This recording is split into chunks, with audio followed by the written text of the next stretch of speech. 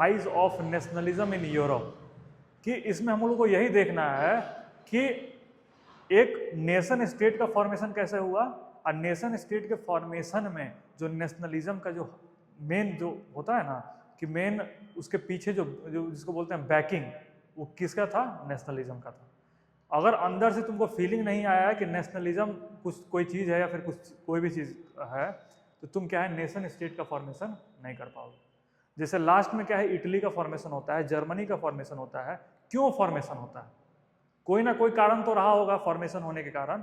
तो सबसे बड़ा कारण है राइज ऑफ नेशनलिज्म। ठीक है, नेशनलिज्म अगर नहीं जागेगा तो ये होना पॉसिबल मान के चलो कि नहीं पॉसिबल था। ठीक है ना। और लास्ट में हम लोग को देखना है कि अगर कोई भी चीज़, देखो सिंपल सा कंसेप्ट है कि अगर कोई भी चीज़ अपने एक्सेस पे चला जाए तो वो सही नहीं होता, वो हानिकारक होता है। ठीक है ना। वही लास्ट में दिया हुआ है कि अगर नेशनलिज्म जो है इंपेरियलिज्म का रूप ले ले, ठीक है, जिसको बोलते हैं हाइपर नेशनलिज्म, कि हमको और कुछ नहीं दिख रहा, हमको सिर्फ एक्सपेंशन दिख रहा है, एक्सपेंशन ऑफ आवर टेरिटरी। ठीक है ना। तो अगर नेशनलिज्म हाइपर में चला जाए और इंपेरियलिज्म का कंसेप्ट ले ले तो हो सकता है कि एक बहुत बड़ा जो होता है कि सोशल डिसऑर्डर आए, जैसे कि वर्ल्ड वार 1 और वर्ल्ड वार 2।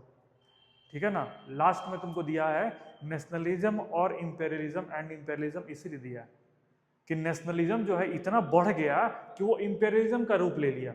नेशनलिज्म हद तक बहुत सही है, समझ में आ रहा है ना? ठीक है, तो समझ में आएगा इस चैप्टर में पढ़ना कैसा है। सबसे पहले है कि एक नेशनलिज्म का आइडियोलॉजी कैसे डेवलप हुआ, डेवलप होने के बाद फिर नेशनलिज्म में नेशन स्टेट का फॉर्मेशन कैसे हुआ, और लास्ट में जो है नेशन स्टेट का फॉर्मेशन हो गया जब नेशनलिज्म अपने चरम पे चला गया बहुत ज़्यादा, तो इंपेरियलिज्म का कंसेप्ट लिया, मतलब रूप ले लिया, और वही इंपेरियलिज्म के कारण ही जो होता है सोशल डिसऑर्डर, जैसे कि वर्ल्ड वार 1 का फॉर्मेशन। समझ में आ रहा है? इस चैप्टर में यही तुमको सीरीज में पढ़ते जाना है। ठीक है, स्टार्ट करते हैं हम लोग। पहला, फ्रेडरिक सोरियो के बारे में देखना है। फ्रेडरिक सोरियो कौन था? फ्रेडरिक सोरियो तुमको था फ्रेंच आर्टिस्ट। ठीक है ना। जैसे तुम देखोगे कि हम लोग का, जैसे हमारा देश है डेमोक्रेटिक कंट्री, हमारे अंदर भी नेशनलिज्म डेवलप होता है। कैसे डेवलप होता है? जैसे राष्ट्रगान तुम सुनते हो, राष्ट्रगान सुनोगे तो क्या होगा कि लोग खड़ा हो जाएगा, देशभक्ति का भावना आ जाता है। दूसरा, पोर्ट्रेयल ऑफ भारत माता। ठीक है ना। भारत माता को तुम देखते हो क्या, एक डिपिक्शन है कि हाँ हमारे देश की एक माता है, एज ए डिपिक्ट किया गया एज ए मदर, भारत माता जो है। ठीक है, किस लिए किया गया? To rise nationalism in our soul. समझ में आ रहा है ना? उसी तरह का था पेंटर, एक था फ्रेडरिक सोरियो। फ्रेडरिक सोरियो जो तुमको है, ये बहुत तरह का पेंटिंग लाया था। ठीक है ना। और सीरीज ऑफ पेंटिंग लाया, जैसे तुम बताए 4 सीरीज ऑफ पेंटिंग लाया था, जिसमें तुमको डेमोक्रेसी को एक तरह से लास्ट में दिखाया गया।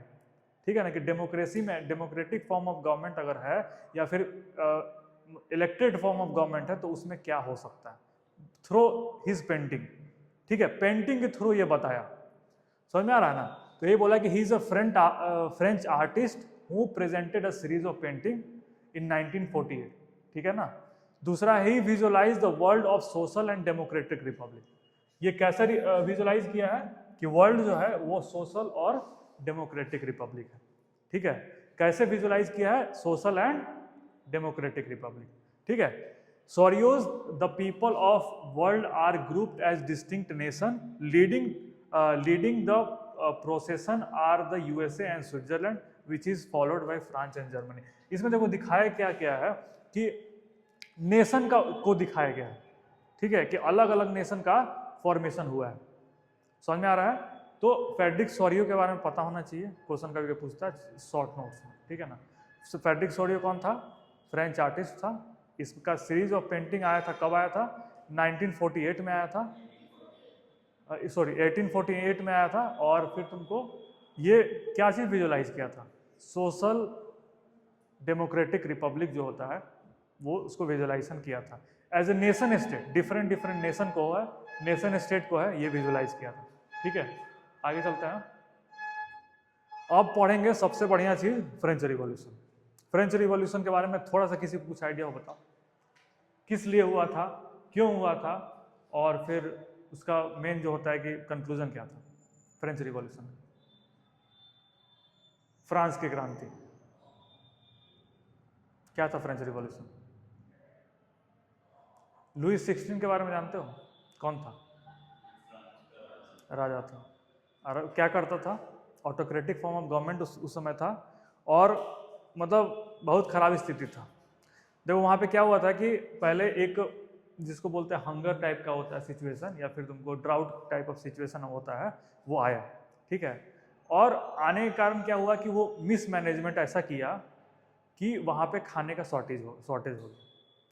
खाने का शॉर्टेज जब हुआ, तुम सोचो कि खाने को लेने के लिए, एक छोटा सा ब्रेड लेने के लिए लोग को इतना इतना पैसा लेके जाना पड़ता था, ठीक है। जैसे अभी वेनेजुएला का कंडीशन है कि रुपया का कोई वैल्यू नहीं था, वहाँ पे करेंसी का वैल्यू खत्म हो गया, ठीक है ना। बहुत ज़्यादा करेंसी लेके जाना पड़ता था in order to take small amount of bread, ठीक है ना। उसके कारण से, या फिर उसके जो होता है ना कि अत्याचार के कारण क्या है कि लोग जो है अपना मूवमेंट स्टार्ट किया उसको ओवरथ्रो करने के लिए, ठीक है। लुई 16 जो था उसको ओवरथ्रो किया गया, वही तुम्हारा था फ्रेंच रिवॉल्यूशन। समझ में आ रहा है कि नहीं आ रहा? ठीक है। तो French revolution led to the transform the sovereignty from the monarchy to the body of French citizen.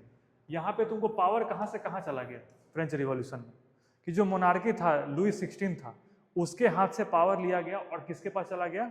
Citizen के पास। समझ में आ रहा है कि the French revolution in 1979 was the start of nationalism. यहाँ से बोला जाता है ना कि फ्रेंच रिवॉल्यूशन वाज अ की initiator of rise of nationalism of in Europe, ठीक है ना। कि यूरोप में नेशनलिज्म का जो जनक जिसको बोलते हैं, या फिर जिसको इनिशिएटर बोलते हैं, वो किसको बोलते हैं? French revolution. कब हुआ था? 1789 में। समझ में आ रहा है? इसके बाद हम लोग पढ़ेंगे नेपोलियन का पार्ट, क्या था, इसी के बाद आया था नेपोलियन, ठीक है ना। और उसका बहुत ज़्यादा भूमिका था इस फ्रेंच रिवॉल्यूशन में, ठीक है ना। समझ में आ रहा है? It introduce the concept of la patrie and la citoyen. La patrie, la citoyen जो तुम्हारा है, ये फ्रेंच वर्ड है। ला पैट्रियन मतलब होता है फादर, ला सिटोयन मतलब सिटीजन। फादर और सिटीजन का कंसेप्ट इसमें आया था। यूनिफॉर्म लॉ का कंसेप्ट आया था, कॉमन फ्रेंच लैंग्वेज एटसेट्रा। इस चीज का कंसेप्ट उस समय तो होता है फ्रेंच रिवॉल्यूशन में आया था। समझ में आ रहा है? लास्ट में है कि uniform weight and measures were introduce. Uniform weight और मेजर जो है फ्रेंच रिवॉल्यूशन के बाद आया, कि हर एक फ्रांस में जो है एक यूनिफॉर्म टाइप ऑफ वेट और मेजर। जैसे 1 किलोग्राम जो है, कहीं भी चले जाओ 1 ही किलोग्राम होता है।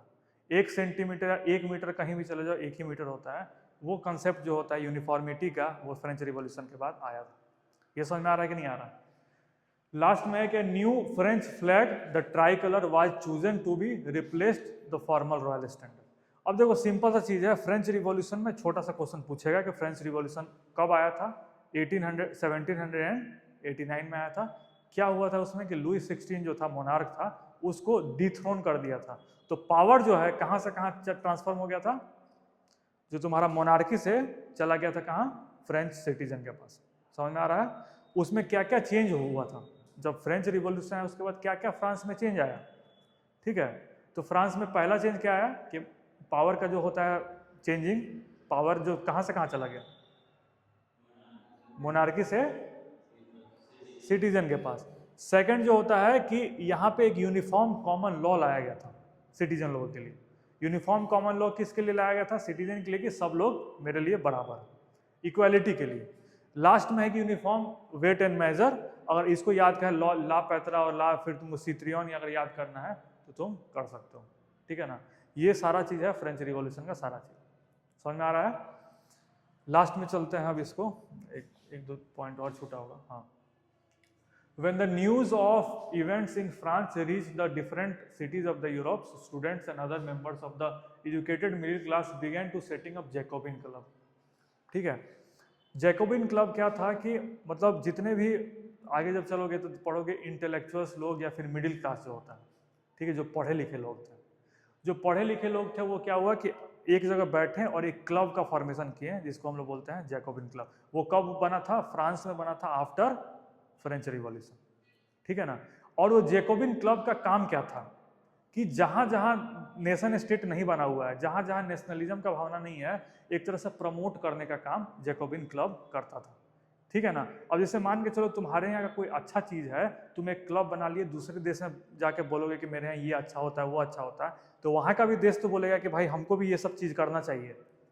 आ रहा समझ में ना। मेन कंसेप्ट जैकोबिन क्लब का वही था कि जितने भी पढ़े लिखे लोग थे अलग अलग देश में एक क्लब बनाए, और सब फ्रांस के थे, ठीक है ना, सब फ्रांस के थे, आके क्लब बना लिए। क्लब जो होता है वो क्या है, प्रमोशन करने का काम करता था, नेशनलिज्म। सिंपल सा चीज़ कि इसमें वही दिया है कि when the news of event of France reach the different cities of the Europe, student and other members of the educated middle class began to setting up Jacobin clubs, ठीक है ना।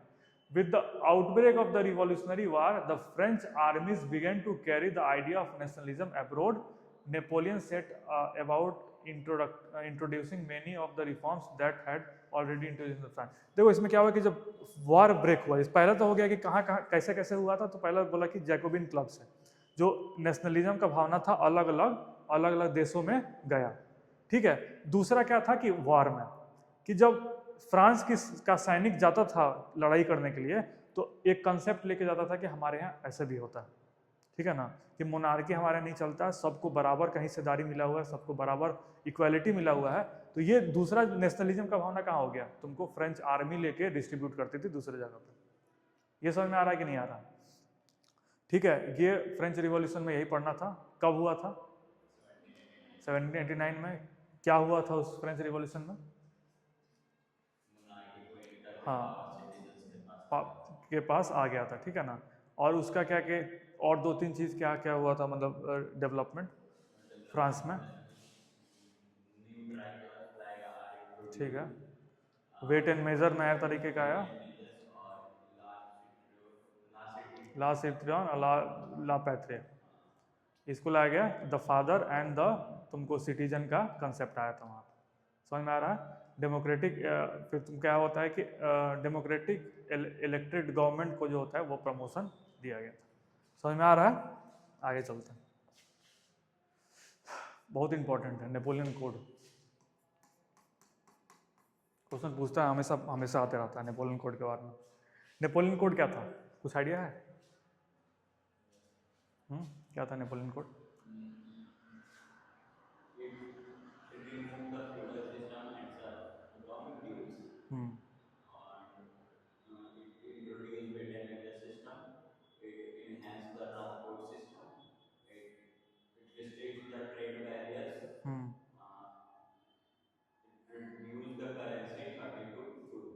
हाँ ठीक है, देखो नेपोलियन कोड क्यों important है। सबसे पहले फ्रेंच रिवॉल्यूशन हुआ, जो फ्रांस में डेमोक्रेटिक रिपब्लिक टाइप का चीज़ बन गया, और डेमोक्रेटिक रिपब्लिक बना तो देखा जो नेपोलियन था, देखा कि बहुत करप्शन हो रहा है, या फिर सारा चीज़ मिसमैनेजमेंट है।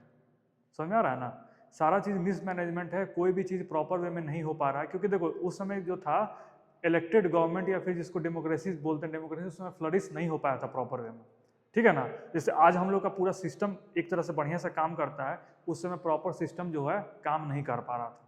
उस केस में क्या है कि नेपोलियन जो क्या किया कि जो डेमोक्रेटिक फॉर्म ऑफ गवर्नमेंट था फ्रांस में, उसको ओवरथ्रो किया और मोनार्की एस्टेब्लिश किया, ठीक है ना। अपने हाथ में कंट्रोल लिया कि हम भाई इसको सुधारेंगे। समझ में आ रहा है, सारा जो फ्रांस का डिसऑर्डर है तुमको, या फिर मिसऑर्डर सारा चीज चल रहा है, उसको सुधारने का काम हम करेंगे, ठीक है। वही उसी में सबसे बड़ा कदम उसका था नेपोलियन कोड, ठीक है ना, कि जो भी सिस्टम बिगड़ा हुआ है उसको हम सुधारेंगे, ठीक है ना। तो वही बोला है कि democracy was destroyed in France by Napoleon and the civil code of 1804 known as Napoleon code. ये कब आया था, 1804 में आया था, और इसको सिविल कोड भी बोलते हैं। Did away with all privilege based on birth, देखो सबसे इंपॉर्टेंट चीज है, privilege based on birth, establish equality before law and secured right to property. समझ में आ रहा है ना, जो आजकल हम लोग अपने संविधान में पढ़ते हैं ना, बहुत सारा चीज, एस्टेब्लिश इक्वालिटी बिफोर लॉ पढ़ते हैं हम लोग, आर्टिकल 14, ये वाला चीज ये लाया था अपने जो नेपोलियन कोड था उसमें लाया था। Feature of the code abolishing the all birth right को हटा दिया, establishment of equality before law, ठीक है। उसके बाद फिर गाइड रिस्ट्रिक्शंस वेयर रिमूव, ठीक है, गिल्ड रिस्ट्रिक्शंस वेयर रिमूव, मैंने ट्रांसपोर्टेशन का जो तुम था ना कि यहाँ से यहाँ जाओगे तो ये परमिट लगेगा, ये लगेगा, वो लगेगा, वो हटा दिया। ताकि ट्रेड एंड कॉमर्स जो है बढ़िया से होने लगे। समझ में आ रहा है ना? तो ये था तुमको नेपोलियन कोड। एक दो चीज था, फ्यूडल सिस्टम जो होता है उसको रिमूव कर दिया गया था। अब तुम देखोगे आगे चल के कि जब नेपोलियन, तुम सोचे होगे कि भाई इतना बढ़िया जब नेपोलियन काम किया तो उसको हटाया क्यों गया? उसके जगह पे फिर मोनार्की, ये मतलब जो बालबन डायनेस्टी जो था इसमें लुइस वाला, बलबन क्यों डायनेस्टी, बर्बन डायनेस्टी क्यों आया? फिर सोचने वाली चीज है ना कि जब इतना बढ़िया बढ़िया काम कर रहा है तो बर्बन डायनेस्टी को फिर क्यों लाया गया उसको ओवरथ्रो करके?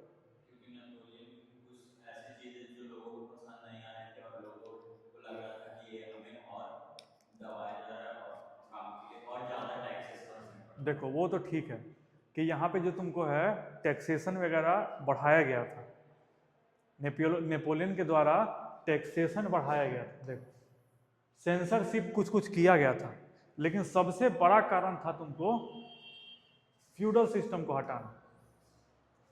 समझ में आ रहा है ना? फ्यूडल सिस्टम क्या होता है अब ये बताओ, कि तुम कोई सर्विस कर रहे हो, उस सर्विस के जगह पे तुमको लैंड दिया जा रहा है। समझ में आ रहा है ना? जैसे हम मिलिट्री के आदमी हैं, तुमको हम प्रोटेक्शन दे रहे हैं, तुम्हारा हम जमीन ले लेंगे। ये सिस्टम जो है वो नेपोलियन खत्म कर दिया था।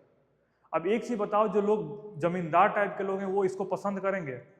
इस चीज को उनका नुकसान हो रहा है। सिंपल सा चीज है, जितने बड़े लोग हैं उनका नुकसान हो रहा है फ्यूडल सिस्टम हटने से। सामंतवाद इसको बोलते हैं हिंदी में, ठीक है? तो ये सबसे बड़ा कारण है रिमूवल ऑफ नेपोलियन का।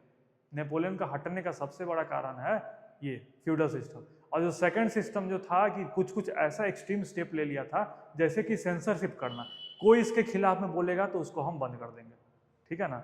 दूसरा चीज था कि टैक्सेशन बढ़ा दिया था, बहुत ज्यादा टैक्स जो होता है बहुत ज्यादा बढ़ा दिया था।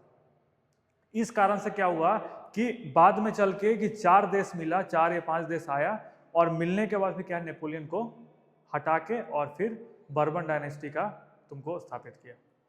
समझ में आ रहा है? फिर मोनार्की जो है प्रॉपर वे में मोनार्की को लाया गया था। तो यही था कि Napoleon simplified the administrative division, abolish the feudal system and freed peasant from serfdom and manorial dues. जो तुमको ड्यूज वगैरह था ना कि हाँ, जैसे सेफरोडम बोलते हैं तुमको इस तरह का चीज़, जैसे हम राजा हैं, तुम प्रजा हो, तो तुम हमेशा हमको खुश से भी नहीं होता है, किया जाता है, उसको सेफरोडम बोलते हैं। पीसेंट वगैरह जो होता है वो करते थे जाके उनके पास। Transport and communication system were improve, transport communication को सुधारा गया।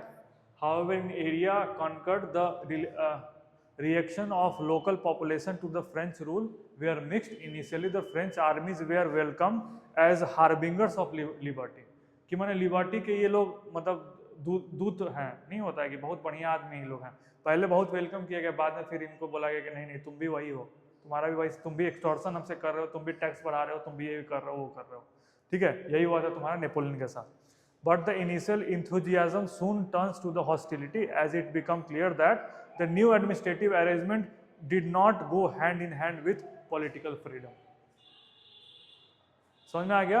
अब देखो मेन तुमको होना चाहिए 4 या 5 पॉइंट याद होना चाहिए नेपोलियन कोड का। अब तुम बताओ नेपोलियन कोड का 4 पॉइंट, तो व्हाट वाज नेपोलियन कोड, ठीक है? तब जाके आगे बढ़ेंगे। बताओ, तुम बताओ नेपोलियन कोड क्या था? नेपोलियन कोड था क्या, किस लिए लाया गया था, क्या था? थोड़ा इंट्रोडक्शन दोगे तब तो लिखोगे, ठीक है? ठीक है, अब आगे चलो, उसके मतलब आगे लिखना स्टार्ट करो कि नेपोलियन कोड में था क्या क्या चीज़। ठीक है, equality before law, right to property, ठीक है। नया वेट एंड मेजर लाया गया, फ्रेंच रिवॉल्यूशन वाला जो चीज़ था उसको कैरी किया गया। ट्रांसपोर्ट एंड कम्युनिकेशन सुधारा गया कि नहीं सुधारा गया? और आगे फ्यूडल सिस्टम को ख़त्म किया गया। ये सब सारा चीज़ जो है क्या चीज़ में किया गया, तुमको सिविल कोड जो उसका आया था नेपोलियन का। इतना क्लियर हो रहा है?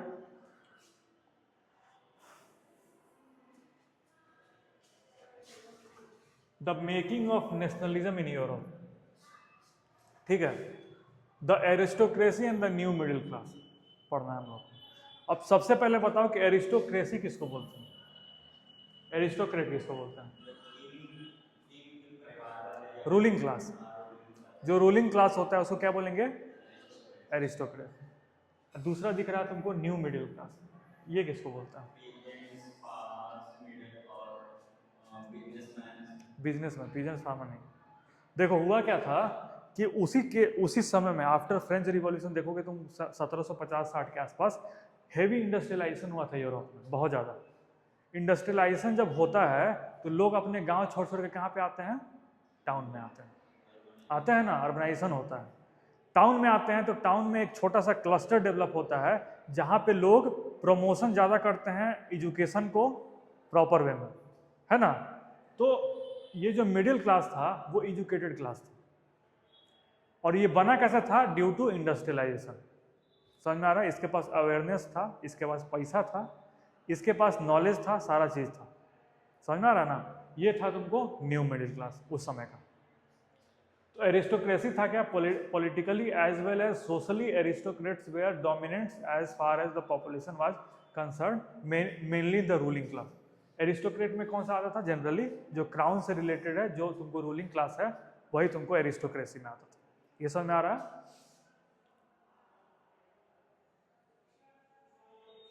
ये तो लास्ट में पढ़ेंगे, ठीक है। New middle class.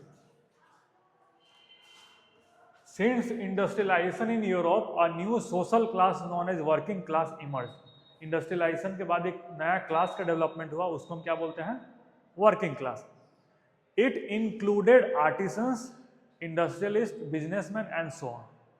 ठीक है। It was among the educated liberal middle classes that ideas of national unity following the abolition of aristocratic privilege gained popularity. अब देखो क्या था कि जो वर्किंग क्लास था, जो न्यू मिडिल क्लास था, और एरिस्टोक्रेसी का था, दोनों का 36 का आंकड़ा चलता था, ठीक है ना। एरिस्टोक्रेसी क्योंकि जानते हो कि एक्सटॉर्शन पे बेस्ड रहता है कि दबाना है, सबको दबा के रखना है। और जो न्यू मिडिल क्लास था वो अधिकार का बात करता है, इक्वालिटी और अधिकार का बात करता है। समझ में आ रहा है? इक्वालिटी और राइट्स का बात करता है। तुम सोचो कि दोनों का मेल होगा? नहीं हो पाएगा। तो जितना भी न्यू मिडिल क्लास था वो एरिस्टोक्रेसी को चाहता था कि भाई जहाँ जहाँ भी एरिस्टोक्रेसी हो वहाँ पे तुमको एबोलिश होना चाहिए। एरिस्टोक्रेसी जो है, चाहे मोनार्की है, वो एबोलिश होना चाहिए। किसका डिमांड था? न्यू मिडिल क्लास का, ठीक है। और ये जो नेशनलिज्म के भावना बढ़ाने में सबसे बड़ा, बहुत बड़ा रोल प्ले करता है तुमको जो न्यू मिडिल क्लास होता है। जब तुम इंडियन इंडिपेंडेंस पढ़ोगे इसके बाद, rise of nationalism in India, उसमें भी जो वर्किंग क्लास था या जो न्यू मिडिल क्लास था, उसका बहुत बड़ा रोल होता है तुमको नेशनलिज्म को ड्राइव करने में। जितना बड़ा बड़ा मूवमेंट हुआ, इंडियन नेशनल कांग्रेस 1885 से लेके इंडिपेंडेंस तक, उसमें जो तुम्हारा न्यू मिडिल क्लास था वो बहुत बड़ा रोल प्ले किया है तुमको मास मूवमेंट में। समझ में आ रहा है? वैसे ही यूरोप में था कि यूरोप में नेशनलिज्म में सबसे बड़ा की पिलर तुमको था न्यू मिडिल क्लास, क्योंकि वो एजुकेटेड था, वो एम्पावर्ड था, उसको पता है क्या सही है क्या गलत। समझ में आ रहा है ना?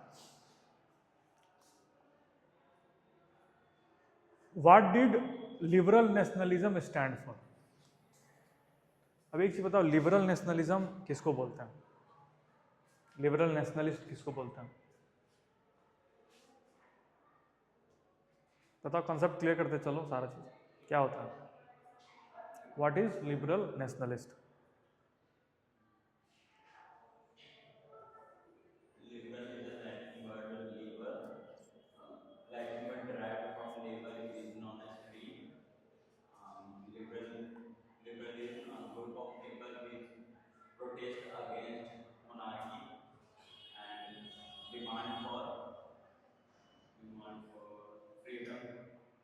हाँ देखो, लिबरलिज्म में सबसे सिंपल सा चीज़ है लिबर्टी और इक्वालिटी। दो कंसेप्ट है जो कि लिबरलिज्म जो है, कोई भी लिबरल आदमी है वो लेके चलता है। क्या क्या चीज़ लेके चलता है? लिबर्टी एंड इक्वालिटी, बराबर हो और फ्रीडम, हमको अधिकार जो है वो बराबर मिले, ठीक है, और हमको जो है फ्रीडम मिले। समझ में आ रहा है? तो ये दो चीज़ है ना कि the idea of national unity in the early 19th century Europe were closely allied to the ideology of liberalism. ठीक है? The term liberalism derived from Latin root that is liber means free. For the new middle class, liberalism stood for freedom and equality. ये दोनों चीज, पहला freedom, दूसरा equality. और जब concept होगा फ्रीडम और इक्वालिटी का, तुम सोचो कि जो मोनार्की था उसमें फ्रीडम था? नहीं था। इक्वालिटी था? नहीं था। तो ये जो है न्यू लिबरल जो थे, ये अपोज करेंगे हमेशा एरिस्टोक्रेसी को या फिर मोनार्की को, क्योंकि इनका जो मेन मोटिव है क्या अटेंड करना, पहला फ्रीडम, दूसरा इक्वालिटी। हमको फ्रीडम मिले और दूसरा क्या है, इक्वालिटी मिले। मतलब फ्रीडम का मतलब बोलते हैं लिबर्टी भी बोलते हैं फ्रीडम को, ठीक है। For the end of clerical privilege at autocracy and the liberal nationalism stood alive, कि जो कलरिकल तुमको प्रिविलेज था उसको हटाना है और ऑटोक्रेसी को हटाना है, मोनार्की को हटाना है। हमेशा जो है लिबरल जो आदमी थे लोग, लिबरल नेशनलिज्म थे, हमेशा खड़े रहते थे इसके लिए, ठीक है, क्योंकि उनका आइडियोलॉजी डिफरेंट था। एक पूरा है तो दूसरा पश्चिम है, समझ में आ रहा है? एक का काम है दबाना तो दूसरे का डिमांड है फ्रीडम, समझ में आ रहा है ना? ये सारा चीज था। तो समझ में आ गया कि लिबरल नेशनलिज्म किसको बोलते हैं, कि अगर इक्वालिटी और फिर फ्रीडम के बेस पे कोई नेशनलिज्म, कोई मतलब राष्ट्रवाद का भावना उत्पन्न हो, उसको क्या बोलते हैं, लिबरल नेशनलिज्म। समझ में आ रहा है? रोल। अब लिबरल नेशनलिज्म का कुछ रोल हम लोग देखते हैं, ठीक है ना। पहला तुम्हारा रोल है इकोनॉमिक लिबरलिज्म। जो आदमी स्वतंत्रता को चाहेगा वो हर एक तरह का स्वतंत्रता को चाहेगा, आ रहा समझ में? जो इक्वालिटी को चाहेगा वो हर एक तरह की इक्वालिटी को चाहेगा। जो आदमी फ्रीडम को चाहेगा वो हर एक तरह के फ्रीडम को चाहेगा। तो पहला जो तुम्हारा है फ्रीडम, वो क्या है, इकोनॉमिक लिबरलाइजेशन, ठीक है। इकोनॉमिक फ्रीडम, कि कोई ट्रेड बैरियर ना हो, यहां से वहां तुमको कहीं मूवमेंट करना हो तो कोई बैरियर ना हो, कोई टैरिफ ना हो। समझ में आ रहा है? उसको हम क्या बोलते हैं, इकोनॉमिक लिबरलिज्म। इसमें था कि liberals also supported freedom of market and removal of custom duties. Duties वगैरह, कस्टम ड्यूटीज, जितना भी तरह का कस्टम ड्यूटीज था उसको रिमूव करना, ठीक है। For example the Zollverein abolish tariff barrier in German state and reduce currency facilitating trade. समझ में आ रहा है कि नहीं आ रहा है? कि इकोनॉमिक लिबरलिज्म किसको बोलते हैं, कि हर एक तरह का अगर ट्रेड बैरियर या फिर इकोनॉमिक जो कि जिसको सप्रेस किया जा रहा है उसको अगर हम हटा देंगे उसको क्या बोलेंगे, इकोनॉमिक लिबरलिज्म। समझ में आ रहा है कि नहीं आ रहा है? और ये एक रोल है किसका, जो लिबरल माइंडसेट है उसका एक कंपोनेंट है इकोनॉमिक लिबरलिज्म। समझ में आ रहा है कि नहीं आ रहा है? आगे चलते हैं कि link to the national unity. जो लिबरल इंटेलेक्चुअल्स थे, लिबरल नेशनलिज्म थे, उनको लिंक किया जाता है नेशनल यूनिटी से, ठीक है। अब तुम एक चीज बताओ कि तुमको हम एग्जांपल एक चीज देते हैं। कोई आदमी है, ठीक है, कोई आदमी है, राष्ट्रगान तुमको लिख के देता है, राष्ट्रगान लिखता है, और राष्ट्रगान के कारण क्या है, तुम एक यूनिटी, एक तुम्हारे अंदर जो है देशभक्ति का भावना आ जाता है कि नहीं? तो जो राष्ट्रगान लिखा है वो कौन लिखा है, लिबरल नेशनलिज्म, नेशनलिस्ट आदमी, ठीक है। जो लिबरल है, जो उदार है और नेशनलिस्ट आदमी है, वही जो है, क्योंकि देखो पढ़ा लिखा आदमी है। तुमको लिबरल नेशनलिस्ट क्या था, कि एक पढ़ा लिखा आदमी है जो कि इंडस्ट्रियलाइजेशन के बाद डेवलप किया है प्रॉपर। समझ में आ रहा है ना? तो वो उसका रोल इस तरह का था। यूनिटी जो होता है, कंट्री का यूनिटी या फिर लोगों का यूनिटी लाने में लिबरल नेशनलिस्ट का बहुत बड़ा रोल था। ये समझ में आ रहा है कि नहीं आ रहा? समझ में कुछ डाउट वगैरह है तो पूछो, कोई दिक्कत नहीं। इकोनॉमिक लिबरलिज्म क्या होता है बताते हैं। देखो, जैसे मान के चलो कि यहाँ से तुम जाते हो कहीं, छोटा सा एग्जांपल तुमको हम देते हैं कि यहाँ से अगर तुमको दुबई जाना है, ठीक है, तो तुमको पहले अगर दुबई में सामान लेके उतरोगे ना तो तुमको कस्टम ड्यूटी लगता है, ठीक है, उस देश का ड्यूटी देना पड़ता है, टैक्स। तब जाके तुम्हारा सामान जो है वो दूसरे जगह, दूसरे देश में जा सकता है। यूएई में मान लो कोई कंट्री है, वहाँ जा सकता है। इकोनॉमिक लिबरलिज्म क्या बोलता है कि कोई टैरिफ, कोई बैरियर ना हो, हम मेरा सामान कहीं से कहीं चला जाए, हमको कोई टैक्स ना देना पड़े कोई सरकार को। आ रहा समझ में ना? इकोनॉमिक लिबरलिज्म का सबसे छोटा जो होता है कंसेप्ट वही होता है। क्लियर हो रहा है? दूसरा था कि link to the national unity. जो तुमको लिबरल नेशनलिस्ट थे, वो नेशनल यूनिटी को बहुत ज़्यादा प्रमोट करते हैं। कैसे प्रमोट करते हैं? जैसे इसमें दिया है कि the educated middle class believed that aristocratic privilege and numerous political divisions were obstacle to the national unification. They demanded the end of autocracy and clerical privilege and wanted the national governed by law made by the representative. उनके द्वारा देखो हर एक जगह हर एक तरीके से बताया गया कि जो ऑटोक्रेसी है या फिर मोनार्की है, ये तुमको एक देश को बनाने में सबसे बड़ा रोड़ा है, नहीं होता है, इसको बैरियर बोलते हैं, कि अगर वो रहेगा तो एक प्रॉपर देश का या फिर एक प्रॉपर सिस्टम का फॉर्मेशन नहीं हो पाएगा। वो हर एक जगह बताएं, उससे क्या होता है कि नेशनल यूनिटी का सेंस तुमको आता है। समझ में आ रहा है ना? जैसे एग्जाम्पल तुम पढ़ोगे इसमें rise of nationalism in India वाले में कि रविंद्रनाथ टैगोर का रोल, ठीक है ना, क्या किए थे, अपने लिटरेसी से बहुत सारे कंट्री के सेगमेंट ऑफ द सोसाइटी को एक जगह यूनिफाई किए थे, ठीक है ना। वो किस में आते थे? लिबरल नेशनलिज्म में आते थे। उसी तरह का जो लिबरल नेशनलिस्ट जो यूरोप में, वो क्या करेगा, अपने राइटिंग से अपने स्पीच से लोगों को यूनिफाई करेगा। समझ में आ रहा है? अ न्यू कंजर्वेटिज्म आफ्टर 1815, ठीक है। कंजर्वेटिज्म किसको बोलते हैं? लिबरलिज्म तो हम लोग पढ़ लिए, लिबरलिज्म का एकदम उल्टा होता है कंजर्वेटिज्म, ठीक है। कंजर्वेटिज्म किसको बोलते हैं? ठीक है, बोल सकते हैं मोनार्की होता है। कंजर्वेटिव सोच एक लिबरल सोच, दोनों में बहुत अंतर होता है, ठीक है। जैसे कंजर्वेटिव सोच सोचता है, अभी बताते हैं तुमको, अभी का सोसाइटी लो, ठीक है। अभी सोसाइटी कोई ऐसा है जो बोले कि लड़की को पढ़ाना नहीं, ठीक है, लड़की को घर से बाहर नहीं जाने देना, ये सब क्या है? कंजर्वेटिव सोच, माने पुराने ख्यालात का सोच। और लिबरल इंटेलेक्चुअल्स क्या है? लिबर्टी, मतलब लिबर्टी का नाम ही है कि भाई इक्वालिटी देना है और फ्रीडम देना है, तो वो क्या है? लिबरलिज्म का कंसेप्ट हो जाता है। तो अगर हम पूछें कि तुमको न्यू कंजर्वेटिज्म किसको बोलते हैं, तो वो तुम क्या बताओगे कि व्हाट इज कंजर्वेटिज्म? बताओ कुछ।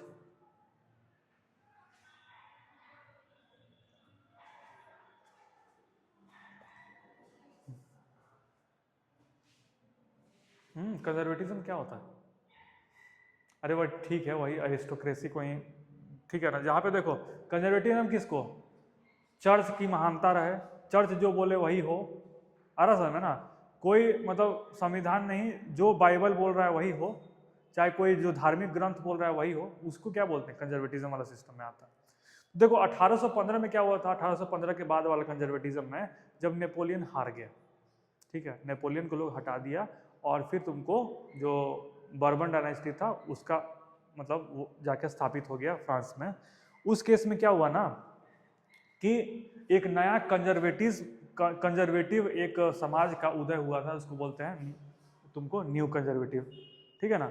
वो एक तरह से था ना कि तुमको चर्च को सुप्रीम बनाना चाहता था, ठीक है।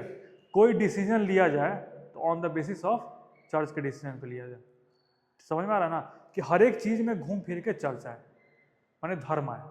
जहाँ पे रिलीजन को इंट्रोड्यूस किया गया था, रिलीजन को इंड्यूस किया गया था कोई भी चीज, समझ में आ रहा है ना, तो वो नया फॉर्म ऑफ कंजर्वेटिज्म आया था 1815 के बाद, नेपोलियन के डिफीट के बाद। समझ में आ रहा है कि नहीं आ रहा है इतना?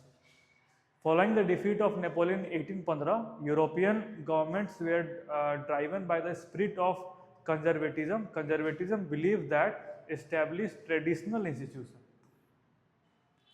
of a state and society like the monarchy, the church, the social hierarchies, proper and family should be preserved. ठीक है ना।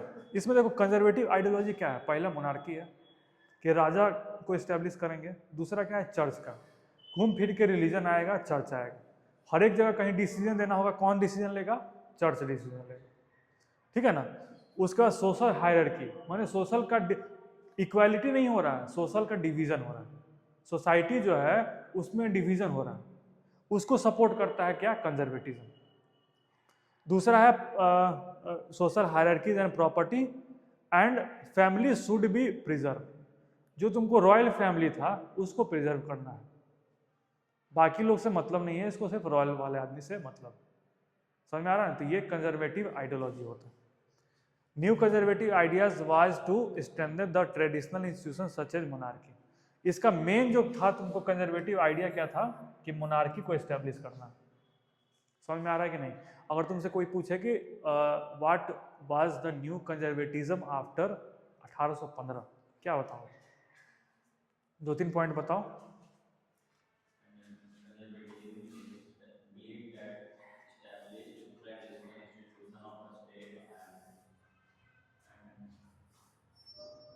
and society like a monarchy, monarchy and the church and social hierarchies. New conservatism main idea to establish monarchy institutions such as monarch. हाँ, monarchy को हमेशा promote किया जाता था, ठीक है ना? समझ में आ रहा है? क्या समझ में आया बताओ?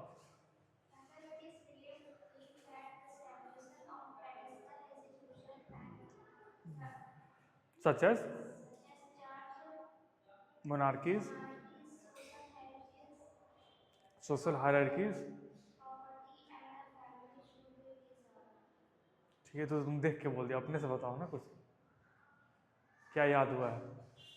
क्योंकि हम तो रिवीजन कर रहे हैं ना, पहले से एक बार पढ़ा हुआ है तुम लोग का।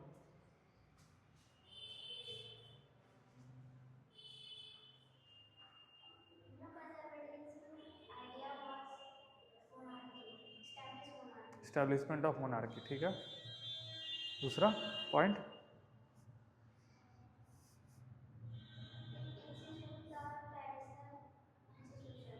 हाँ, it promotes the traditional institution such as church, ठीक है ना? और सोशल हायरार्कीज, हायरार्की मतलब तो डिवीजन, हायरार्की नहीं बोलने आ रहा, social division. It promotes social division. समझ में आ रहा है? चलो,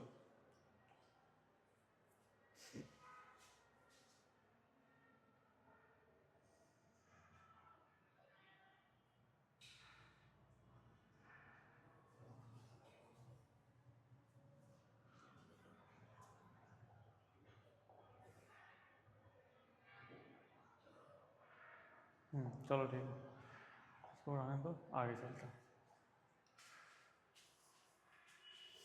अब एक चीज बताओ कि 1815 में बताया था 4 पावर, कौन 4 पावर मिलके नेपोलियन को हराया था? ब्रिटेन था, प्रसिया था, और रसिया और ऑस्ट्रिया। ये 4 पावर मिलके 1815 में क्या है, नेपोलियन को हराया था। और हराने के बाद क्या चीज स्टेब्लिश किया था? बर्बन डायनेस्टी, ठीक है।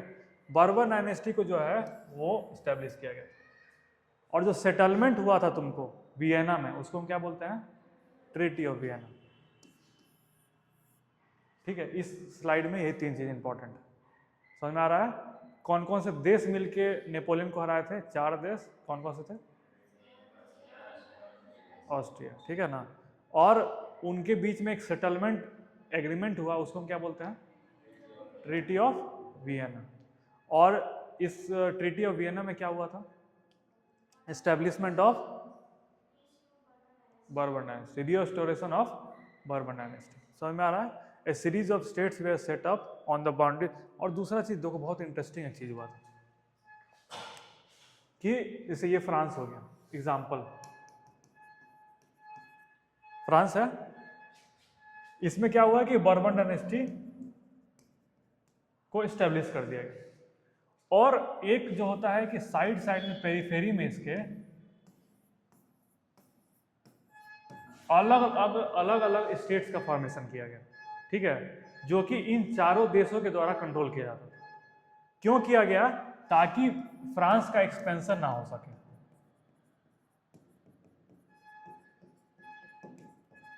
फ्रांस के एक्सपेंशन को रोकने के लिए चारों तरफ से, एक तरह से नहीं होता है कि अलग अलग टाइप का सेटलमेंट और अलग अलग टाइप ऑफ कंट्रीज का फॉर्मेशन किया गया उसके चारों तरफ, ताकि फ्रांस जो है एक्सटेंड अपने आप को ना कर सके, ठीक है। तो ये तुमको हुआ था ट्रीटी ऑफ वियना में। ट्रीटी ऑफ वियना के बाद बर्बन डायनेस्टी का फॉर्मेशन। सेकंड क्या था कि series of states were set up on the boundaries of France to prevent French expansion in the future. French expansion को रोकने के लिए डिफरेंट स्टेट्स का फॉर्मेशन करके एस्टेब्लिश करवाया गया था वहाँ, ठीक है।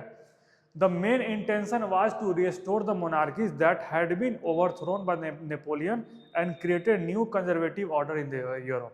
इसका मेन एम क्या था कि नेपोलियन को थ्रो करना और एक नया कंजर्वेटिव ऑर्डर को यूरोप में स्टैब्लिश करना। समझ में आ रहा है ना। और नेपोलियन को थ्रो क्यों किया गया था वो हम ऑलरेडी बता चुके हैं, क्योंकि वो नेपोलियन कोड लाया था। नेपोलियन कोड में बहुत एक्सट्रीम कुछ कुछ स्टेप लिया था। सबसे पहला था कि फ्यूडल सिस्टम को ही हटा दिया था, जिसपे जितने भी वहाँ के एरिस्टोक्रेट लोग कमाते थे या फिर बहुत लोग अमीर अमीर होते जा रहा था, वो सबसे बड़ा कारण था फ्यूडल सिस्टम के कारण, और वो फ्यूडल सिस्टम को ही हटा दिया। दूसरा क्या, दो तीन गलती क्या किया कि वो हैवी टैक्सेशन करना स्टार्ट कर दिया, ठीक है, जिसके कारण से क्या हुआ कि अल्टीमेटली चार जो देश है, चार देश मिलके 1805 में सॉरी 1815 में ना, उसको नेपोलियन को वहाँ से हटाया, और हटाने के बाद फिर क्या हुआ कि जो बर्बन डायनेस्टी था, बर्बन डायनेस्टी को एस्टेब्लिश किया। समझ में आ रहा है कि नहीं आ रहा। ये तुम्हारा मेन सीरीज था सारा चीज।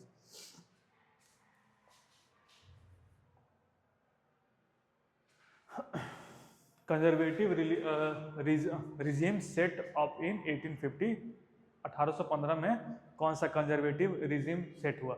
अब तुम सोचो कि इसके बाद ऑटोक्रेटिक को डाले, ऑटोक्रेटिक गवर्नमेंट बनाया, ठीक है ना।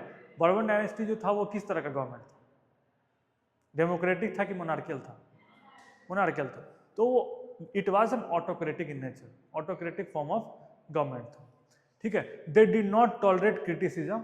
सिंपल सा चीज़ है कि अगर ऑटोक्रेटिक राजा आ गया, वो अपने बारे में कुछ नहीं सुनेगा। सिंपल सा चीज़ है, वो मतलब जिसको जो उसको जो मन करेगा वो करेगा। ऑटोक्रेटिक फॉर्म ऑफ गवर्नमेंट या मोनार्की को इसलिए लोग पसंद नहीं करता है क्योंकि वहाँ पे क्या होता है, वो सिर्फ अपने जो अपने से मिले हुए लोग हैं सिर्फ उनके बारे में सोचता है, बाकी लोगों के बारे में नहीं सोचता है। तो वही जो चीज़ होता है मोनार्की आने के बाद, वही मोनार्की के बाद सब चीज़ हुआ था कि सबसे पहले तो हुआ क्या था कि क्रिटिसिज्म को टॉलरेट नहीं करता है, and sought to curb activities that question the legitimacy of the autocratic government. अब कोई भी क्वेश्चन किया उस गवर्नमेंट के बारे में, उसको वो खत्म कर दिया क्वेश्चन को। समझ में आ रहा है। उसके बाद है कि most of them impose censorship law to control what was said in the newspaper. Censorship लाना स्टार्ट कर दिया। सेंसरशिप का मतलब पता है ना क्या होता है? सेंसरशिप क्या, बैन करना, कोई चीज़ को बैन कर देना, उसको सेंसरशिप बोलते हैं। कि न्यूज़पेपर में कोई तुम्हारे खिलाफ लिख रहा है, न्यूज़पेपर बैन कर दिए। कोई मैगजीन तुम्हारे खिलाफ लिख रहा है, न्यूज़पेपर वो मैगजीन बंद कर दिए। कोई टीवी चैनल तुम्हारे खिलाफ बोल रहा है तो टीवी चैनल को बंद कर दिया। तो हर एक तरह का वॉइस जो होता है जो तुम्हारे खिलाफ में बोला जाता है उसको सेंसर कर दिया गया। समझ में आ रहा है। Plays and songs and reflected the ideas of liberty and freedom associated with the French revolution. ठीक है, ये दो काम किया था ये। उसके बाद फिर है द रिवॉल्यूशनरीज। अब थोड़ा रुक के इसको 10 मिनट के बाद पढ़ता हूँ।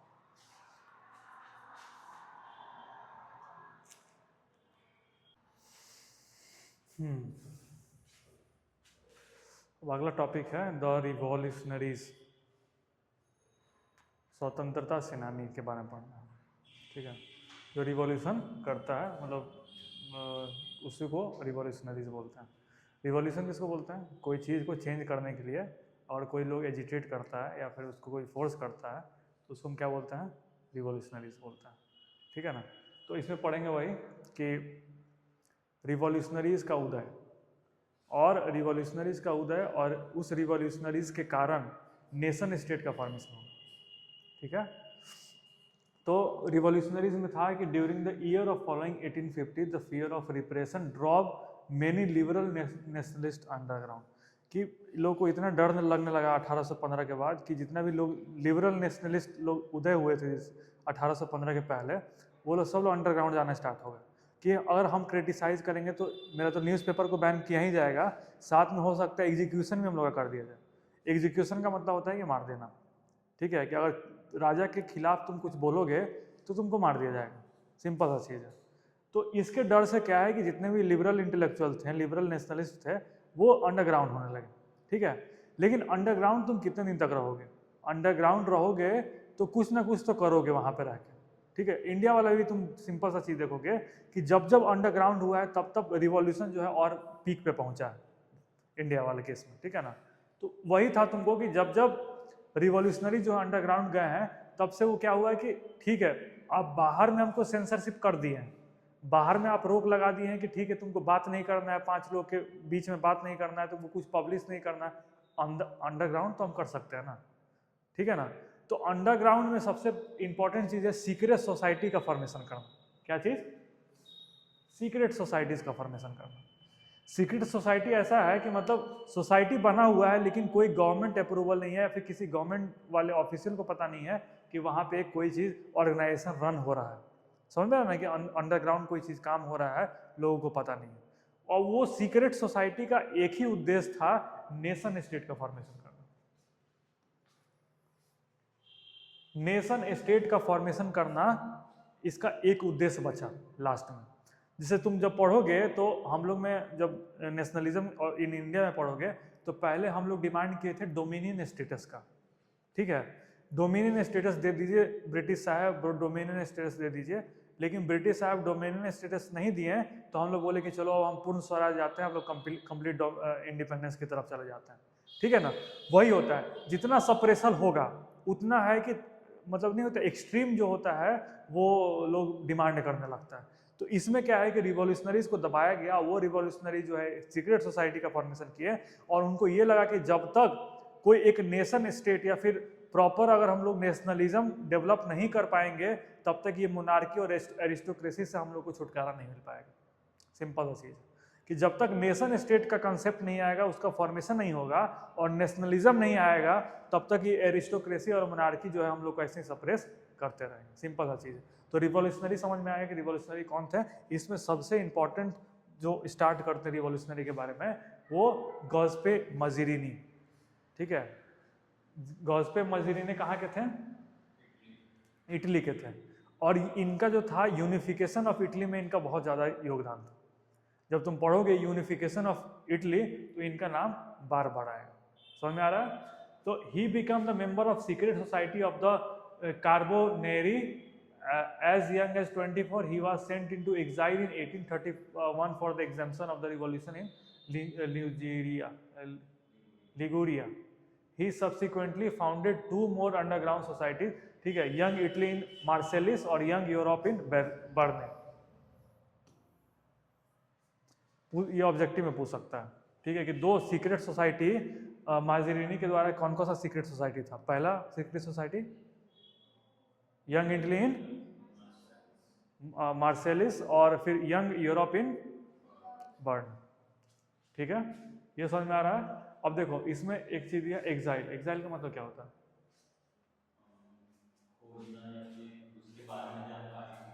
नहीं, एग्जाइल का मतलब होता है देश निकाला। पहले क्या होता था ना कि अगर तुम कुछ ज़्यादा उल्टा पुल्टा करोगे तो तुमको एग्जाइल में भेज दिया जाता था। एग्जाइल का मतलब क्या होता है?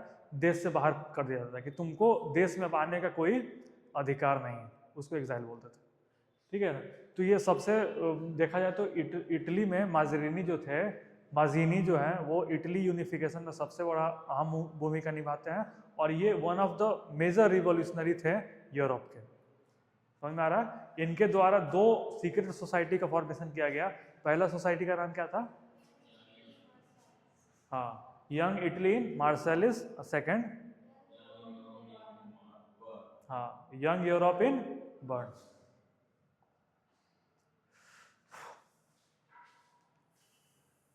देखो इनके द्वारा माना जाता था कि माजीनी के द्वारा माना जाता था कि believe that God has intended nations to be the natural unit of mankind. इनका एक फिलॉसफी है कि गॉड के द्वारा नेशन जो होता है, concept of nation was formed by God, ठीक है। हम लोग के द्वारा फॉर्मेशन नहीं किया गया है, भगवान बना के भेजे हैं कि अगर यहाँ पे तुमको कहीं तुमको मौका मिले तो नेशन का फॉर्मेशन करो, नेशन स्टेट का फॉर्मेशन करो, ठीक है। ये इनका आइडियोलॉजी था। दूसरा था कि so Italy could not continue to be patchwork of a small state and kingdom.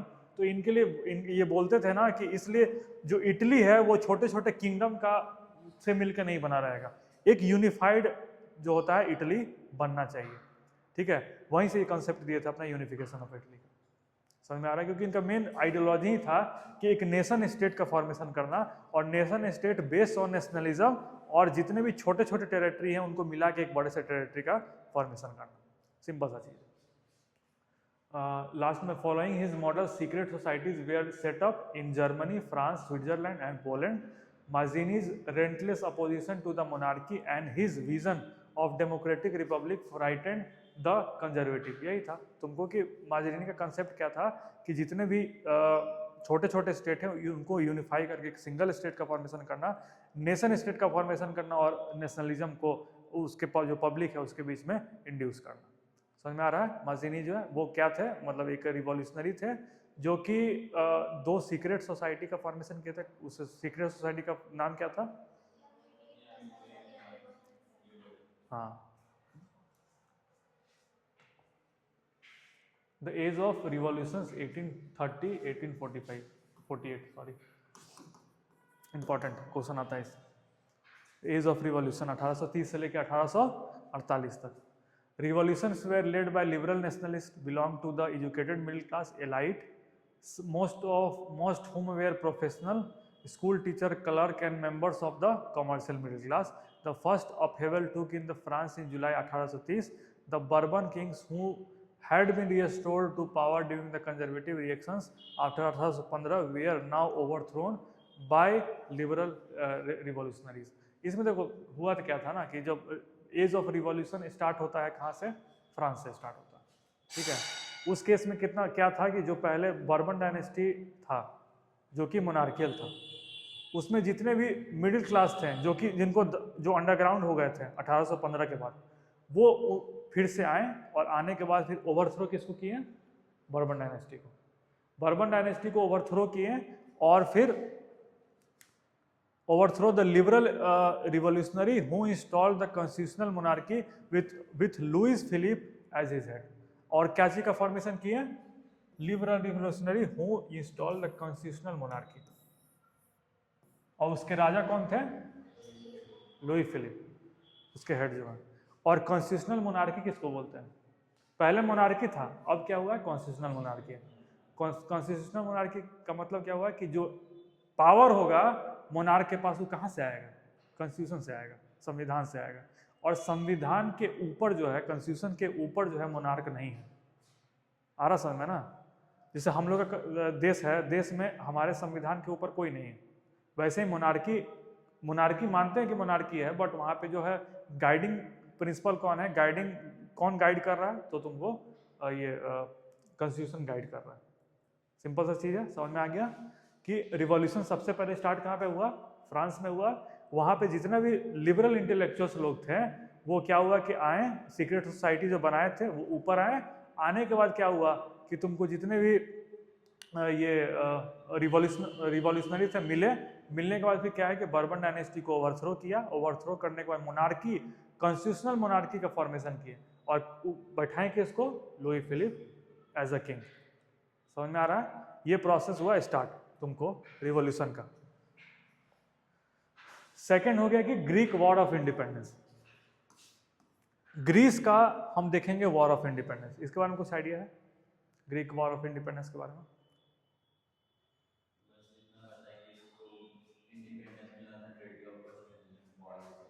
हाँ, कॉन्स्टेंटिनोपल के द्वारा, ठीक है। ये वाला देखो, पहले तुम देखे होगे कि अब रिवॉल्यूशन स्टार्ट हो गया है। पहले लोगों को दबाया गया, दबाने के बाद भी क्या है कि लोग रिवॉल्यूशन स्टार्ट कर दिए। और रिवॉल्यूशन कहाँ से स्टार्ट किए? फ्रांस से। बड़ा दूसरा तुमको बड़ा सा रिवॉल्यूशन तुमको दिखेगा ग्रीस में, ठीक है ना? ग्रीस में हुआ क्या कि an event that mobilize nationalist feeling among the educated elite across the Europe was the Greek war of independence. Greek जो है, यहाँ पे ग्रीक वॉर ऑफ इंडिपेंडेंस हुआ था और उसमें सबसे बड़ा रोल जिसको बोलते हैं वो इंटेलेक्चुअल्स, जो लिबरल लोग थे, उनका सबसे बड़ा हाथ था। समझ में आ रहा है ना? इसमें भी क्या था कि ओवरथ्रो करना है, जो पहले का रिजीम है उसको ओवरथ्रो करना है। ओवरथ्रो करके एक प्रॉपर जो है सिस्टम इस्टेब्लिश करना है, जिसका नाम था, तुमको लास्ट में जाओगे तो ट्रीटी ऑफ कॉन्स्टेंटिनोपल के द्वारा इस्टेब्लिश किया गया था। समझ में आ रहा है ना? तो है कि Greece had been part of the Ottoman empire since the 15th century. The growth of revolutionary nationalism in Europe, a spark of a struggle for independence among the Greeks, which began in 1821. Nationalists in Greece got support from the other Greek living in exile and also from the West Europe, who had sympathized for ancient Greek culture. Finally, the Treaty of Constantinople in 1832 recognized Greece as an independent nation. कौन सा?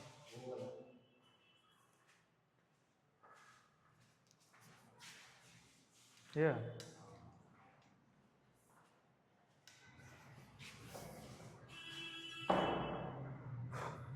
ठीक है।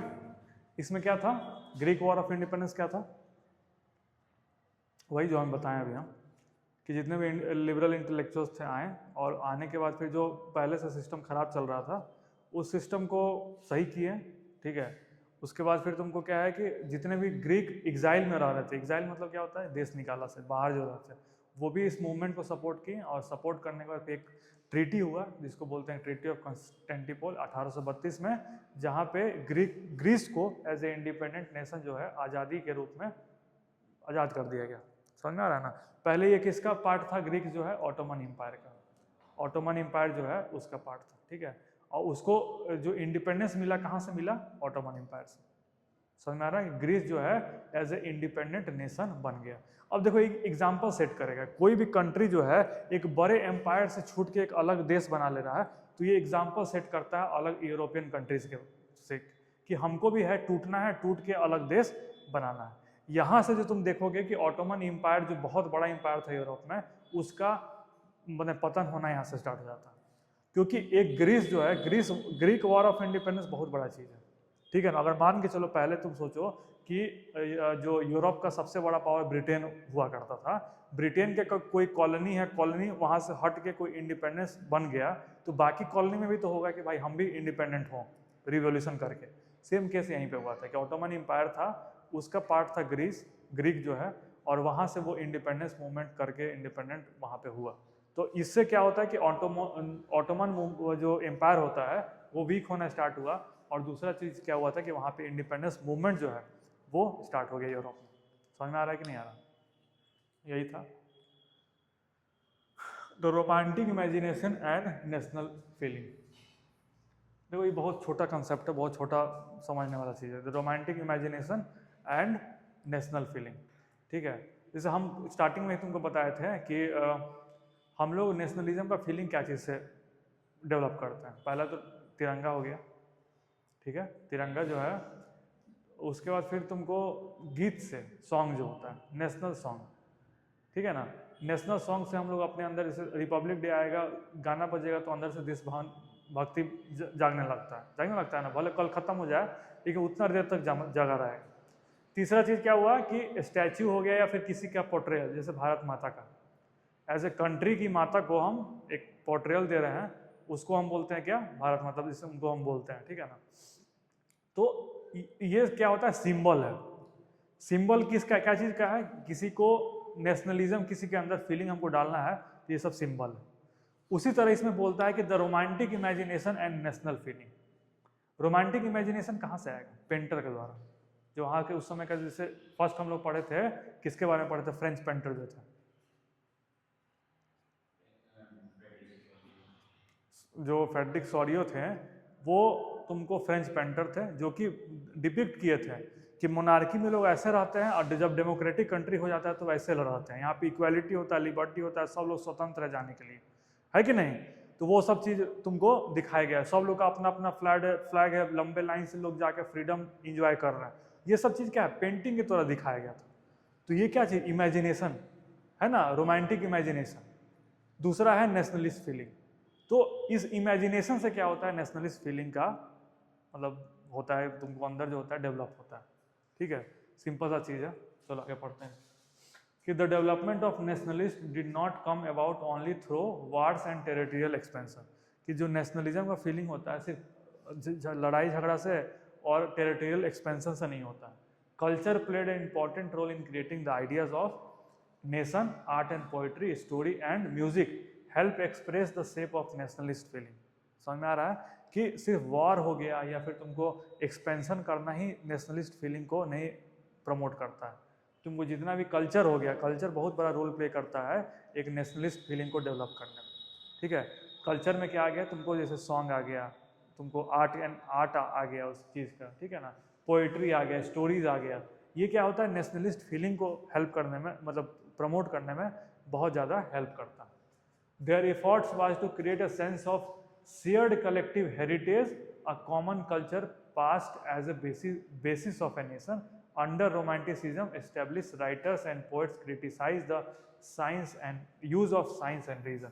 ये थोड़ा controversial है, लेकिन अब लिखा है तो पढ़ना पड़ेगा तुमको, ठीक है। इसमें क्या है, जैसे romantic nationalist feeling romantic imagination से कैसे किया गया प्रमोट, ये बताओ कोई भी एक पॉइंट, किसके थ्रू किया गया?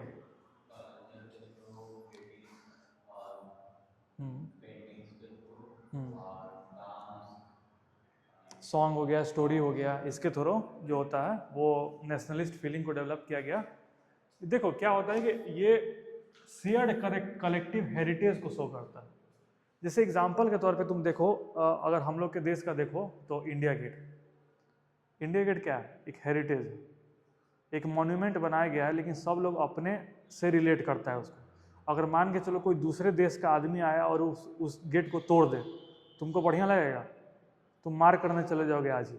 वही चीज़ होता है, ठीक है। कलेक्टिव एक होता है ना, कलेक्टिव अपनापन एक जो होता है वो तुमको सेंस करवाता है इसको, ठीक है। अगर कोई भारत माता को कुछ बोल दे उल्टा पुल्टा, तुम लोग सह पाओगे? नहीं सह पाओगे, सिंपल सा चीज़ है, क्योंकि एक कलेक्टिव यूनिफॉर्मिटी लाता है उस चीज़ को, ठीक है ना। तो ये कल्चर का काम है। कल्चर जो होता है लोगों को जोड़ने का काम करता है, समझ में आ रहा है ना। और लोग जुड़ता है तब जाके नेशनलिज्म मूवमेंट का स्टार्ट होता है, नेशनल मूवमेंट जो है वो स्टार्ट होता है। इंडिया वाले में तुम बहुत बढ़िया से पढ़ोगे, वो तुमको रिलेट कर पाओगे। इसमें यूरोप में बहुत दूर जाना पड़ रहा है ना, तो नहीं उतना रिलेट कर पा रहे हो, लेकिन rise of nationalism of India में जब पढ़ोगे तो बहुत बढ़िया से रिलेट कर पाओगे कि हाँ कैसे कैसे क्या क्या हो रहा है। समझ में आ गया ये वाला? हाँ। Other romantics such as the German philosopher John Gottfried, ठीक है। जॉन गॉटरफील्ड का एक बहुत इंपॉर्टेंट चीज़ है ये वाला, हाँ, दास फॉल्क। इसको क्या पढ़ते हैं? दास फॉल्क नहीं, फॉल्क, क्योंकि जर्मन लैंग्वेज में, क्योंकि हम पढ़े हुए हैं तो हमको पता है, भी को एफ पढ़ते हैं, ठीक है। जो भी होता है उसको एफ पढ़ते हैं। तो इसमें था कि claims that the German culture was to be discovered among the people, common people, दास फॉल्क। कॉमन पीपल को किससे रिप्रेजेंट करते हैं? दास फॉल्क से। ये कौन? जोनाथन जॉन गॉटफील्ड, ठीक है। ये जर्मन तुमको ये फिलोसफर थे जो कि तुमको क्या बोल रहे हैं, जर्मन फिलोसफर थे जो कि कॉमन पीपल को क्या उपाधि दिए हैं? दास फॉल्क। वहाँ पे कॉमन पीपल को दास फॉल्क ही बुलाया था, ठीक है ना। The emphasis on vernacular language, vernacular language किसको बोलते हैं?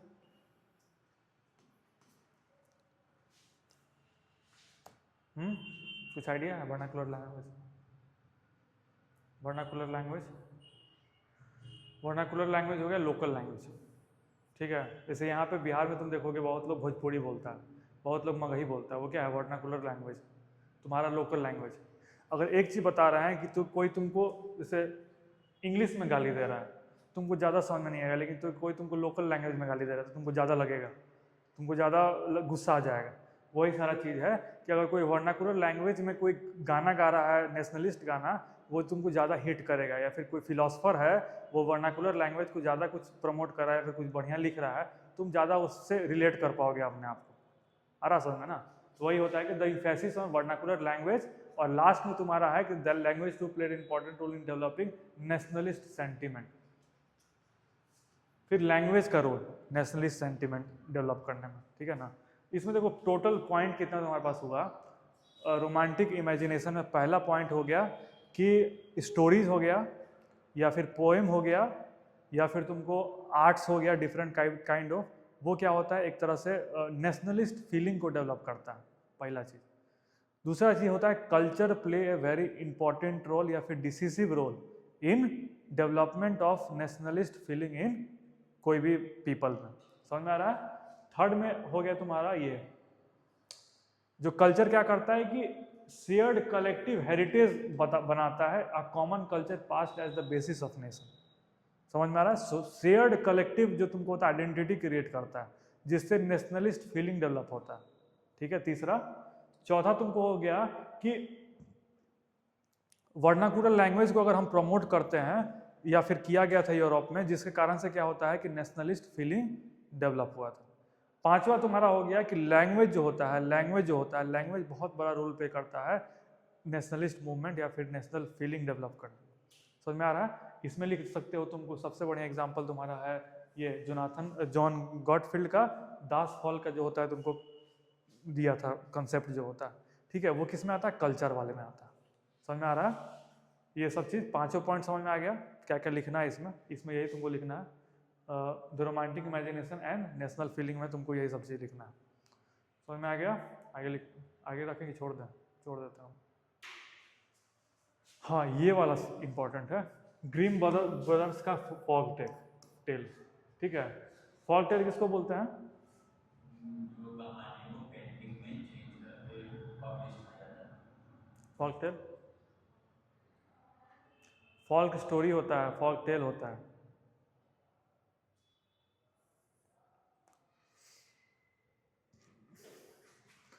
फॉल्क मतलब क्या होता है? अरे रीजनल कोई स्टोरी हो गया ना, या फिर रीजनल कहानी हो गया, उसको हम बोलते हैं फॉल्क टेल। समझ में आ रहा है? तुम्हारे जगह का तुम जो जिसे तुम रिलेट कर सकते हो उसको फॉल्क टेल बोलते हैं, ठीक है ना। अब जैसे मान के चलो कि तुम लोग की तरफ दादी वगैरह कुछ सुनाती होगी कहानी, उसको हम फॉल्क टेल बोल सकते हैं, इमेजिनेटिव कहानी। समझ में आ रहा है ना? तो ये जो ग्रीम ब्रदर्स का फॉल्क टेल बहुत फेमस है। They collected and publish German folk tale seeking them as a symbol of authentic German culture with resistance to French domination. इसमें क्या पोर्ट्रे किया गया है इस फोल्क टेल में? कि जर्मन का आइडेंटिटी बताया है कि तुम भाई किसी से झुकने वाले नहीं हो। तुम जानो कि जब फ्रेंच के द्वारा जर्मन को दबाया गया था तो जर्मन कैसे उठ खड़े हुए थे और फ्रेंच को भगाए थे या फिर उनसे लड़ाई किए थे। ये क्या है? फोल्क टेल में बताया गया था। किसके द्वारा बताया गया था? ग्रीम ब्रदर्स के द्वारा, ठीक है। ये जर्मन लैंग्वेज का फोल्क टेल है। ये सब इंपॉर्टेंट है, एक इसको याद कर लो। एक तुम्हारा जोनाथन गॉटफील्ड का जो दास फॉल्क है, ठीक है, ये जर्मन को क्या कलेक्टिव आइडेंटिटी शो करता है। क्या है? कलेक्टिव आइडेंटिटी इस जर्मन पीपल के लिए है। उसके बाद फिर तुमको बाकी ये सब पॉइंट तुमको याद हो ही गया होगा, यही तुमको लिखना है इस वाले में। अगर क्वेश्चन पूछे कि romantic imagination and national feeling कैसे जो होता है नेशनलिज्म को प्रमोट किया यूरोप में, तुमको 4-5 पॉइंट पता, यहाँ पे हम 5 पॉइंट ज़्यादा ही बता चुके हैं। समझ में आ रहा है ना? चलो हो गया आज के लिए, बहुत है, बाद में पढ़ाएंगे इसको, अंगर हार्ट से पहले।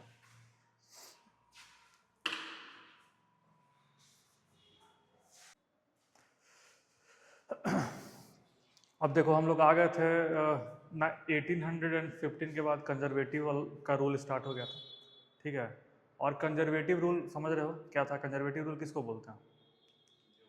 ट्रेडिशनल इंस्टीट्यूशन को सपोर्ट करें। हाँ, ट्रेडिशनल इंस्टीट्यूशन जैसे कि चर्च हो गया, उसको सपोर्ट करे तो उसको हम बोलते हैं कंजर्वेटिव। वो होता है 1815 के बाद क्या है, कंजर्वेटिव डोमिनेट करने लगा। और जितना भी जो मतलब जिसको बोलते हैं कि मोनार्की वगैरह होता है, मोनार्की सब जो है वो एक्सट्रीम अपना स्टेप लेने लगा या फिर एक्सट्रीम पे जाना स्टार्ट कर दिया। अब देखो हुआ क्या, 1830s के आसपास जब तुम आओगे, 1815 के बाद जब धीरे धीरे प्रोग्रेशन स्टार्ट हुआ यूरोप में, तो 1830 के आसपास हुआ क्या कि मतलब कुछ क्लाइमेटिक कंडीशन और कुछ मतलब नहीं होता मैनेजमेंट नहीं होने के कारण वहाँ पे इकोनॉमिक हार्डशिप आना स्टार्ट हो गया, ठीक है ना। अब एक चीज़ बताओ कि डेमोक्रेसी हम लोग पढ़ते हैं, क्यों अच्छा मानते हैं मोनार्की से? क्योंकि डेमोक्रेसी में क्या है, इक्वालिटी है, बराबर है।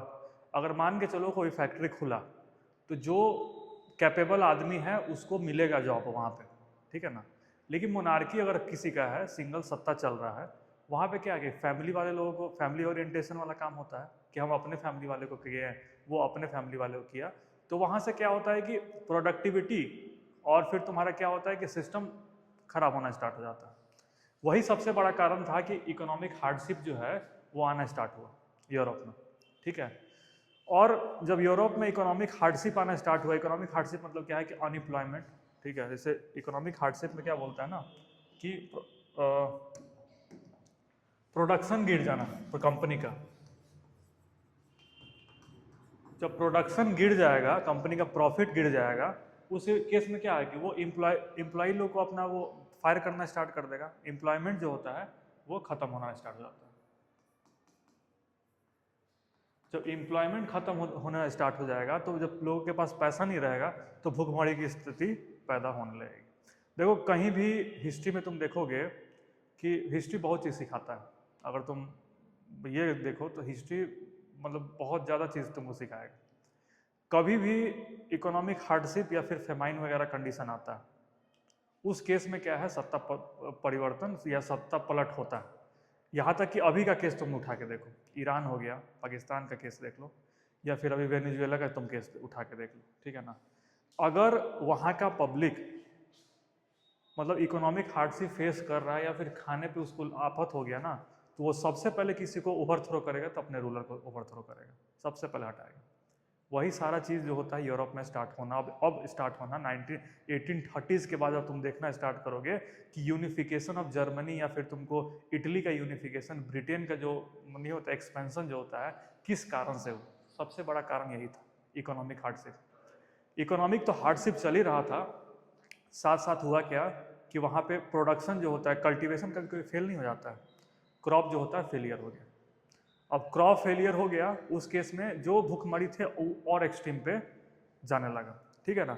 और ये भूखमरी एक्सट्रीम पे गया था 1848 तक। 1848 में भूखमरी जो होता है वो एक्सट्रीम पे चला गया।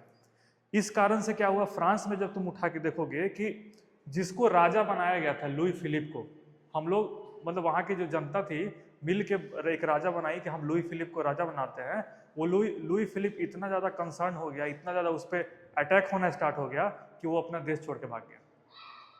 समझ में आ रहा है ना। ये कंडीशन तुम्हारा इकोनॉमिक, देखो इकोनॉमिक हार्डशिप इसलिए इसमें पढ़ा जा रहा है, हंगर हार्डशिप एंड ये पॉपुलर रिवोल्ट में, क्योंकि देखो हंगर जो होता है ना, भूखा पेट जो होता है ना, वो रिवॉल्यूशन कराता है। कहीं भी उठा के देखो, इंडिया का जब तो हम लोग पढ़ाएंगे rise of nationalism in India जो है, तो फेमाइन जो होता है, जब जब फेमाइन आया है तब तक बहुत बड़ा रिवॉल्यूशन फूटा है इंडिया में, ठीक है ना। वही केस तुम्हारा यूरोप में था, ठीक है। स्टार्ट करते हैं कि in 1830s were the year of great economic hardship in Europe, the first half of the 19th century so a enormous increase in population all over the year, ठीक है ना।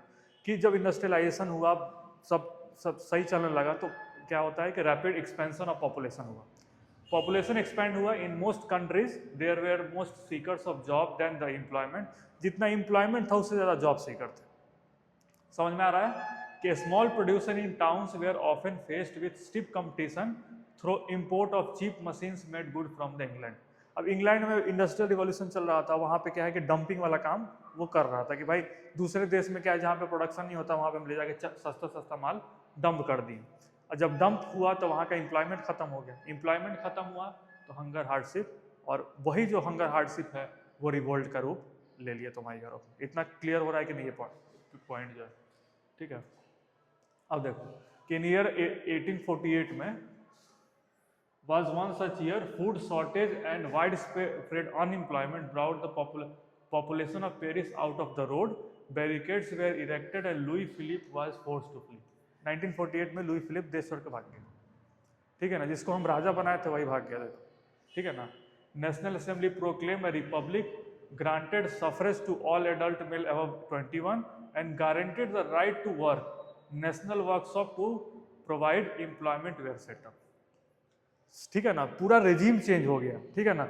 जैसे हम लोग देखते हैं अभी हम लोग का डेमोक्रेसी, यूनिवर्सल सफरेज किसको बोलते हैं कि 21 साल से ऊपर जितने भी लोग हैं उसको वोटिंग राइट, वही यहाँ पे दिया हुआ है। जो सफरेज है ना, 21 से ऊपर जो भी मेल आदमी है उसको सफरेज मिला फ्रांस में, और एक नया तरह का जो होता है ऑर्गेनाइजेशन वहाँ पे सेटअप हुआ, ठीक है। वो आगे चल के जो डेमोक्रेसी में डेवलप हुआ, ठीक है। ये इसको बोलते हैं पायनियर ऑफ डेमोक्रेसी।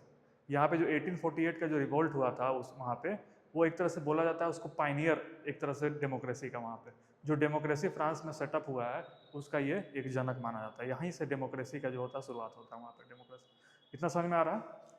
अब आगे चलते हैं, अब मेन चीज़ पढ़ना स्टार्ट करेंगे। अब देखो 1848 में क्या हुआ था, एक और रिवॉल्यूशन स्टार्ट हुआ था, रिवॉल्यूशन ऑफ लिबरल्स, ठीक है। लिबरल्स किसको बोलते हैं, एक कंजर्वेटिव होता है, एक लिबरल्स होता है। क्या होता है कंजर्वेटिव, कंजर्वेटिव से पता बता दिए कि जो ट्रेडिशनल इंस्टीट्यूशन को फॉलो करते हैं उसको हम कंजर्वेटिव बोलते हैं। लेकिन लिबरल्स किसको बोलते हैं, हाँ लिबरल्स का दो ही कंसेप्ट है, एक फ्रीडम और दूसरा इक्वालिटी, बराबर का सब चीज़ मिले बराबर, और दूसरा क्या है, लिबर्टी मिले, फ्रीडम मिले हम।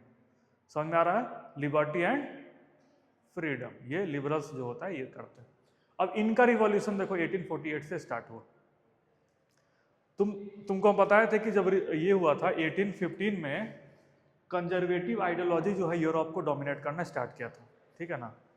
जब कोई भी चीज़ एक्सेस में जाता है तो कोई ना कोई रिवॉल्यूशन बड़ा सा होता है। 1848 में रिवॉल्यूशन ऑलरेडी फ्रांस में हो चुका था, और वो रिवॉल्यूशन और ज़्यादा तेज हुआ इसके कारण से, लिबरल्स का रिवॉल्यूशन के कारण, ठीक है ना। क्योंकि कंजर्वेटिव जो थे वो भाई सही से काम नहीं कर पा। अब देखो मोनार्की कुछ भी कहो, मोनार्की पहले का बहुत एक्सप्लॉयटेटिव था। एक्सप्लॉयटेटिव का मतलब हुआ कि तुमको भाई मतलब बहुत गंदे तरीके से काम करता था, ठीक है ना। मतलब पैसा देगा कम, काम ज़्यादा करवाएगा, सिंपल सा चीज़। एक्सप्लॉयटेटिव वाला सिस्टम वही होता है, ठीक है। तो 1848 में तुमको स्टार्ट करना है the revolution of the liberals, कि on one hand poverty has created a revolution in the society, on the other hand liberal nationalist advance of the situation and fought for their issue, ठीक है। Women and men rebelled together and created a revolution in the society, although giving women political rights were still controversial issue। ये ठीक है, ये सब point ज़्यादा नहीं देखना है। देखना ये है कि जब 1848 में रिवॉल्यूशन हुआ तो हुआ क्या, ठीक है ना।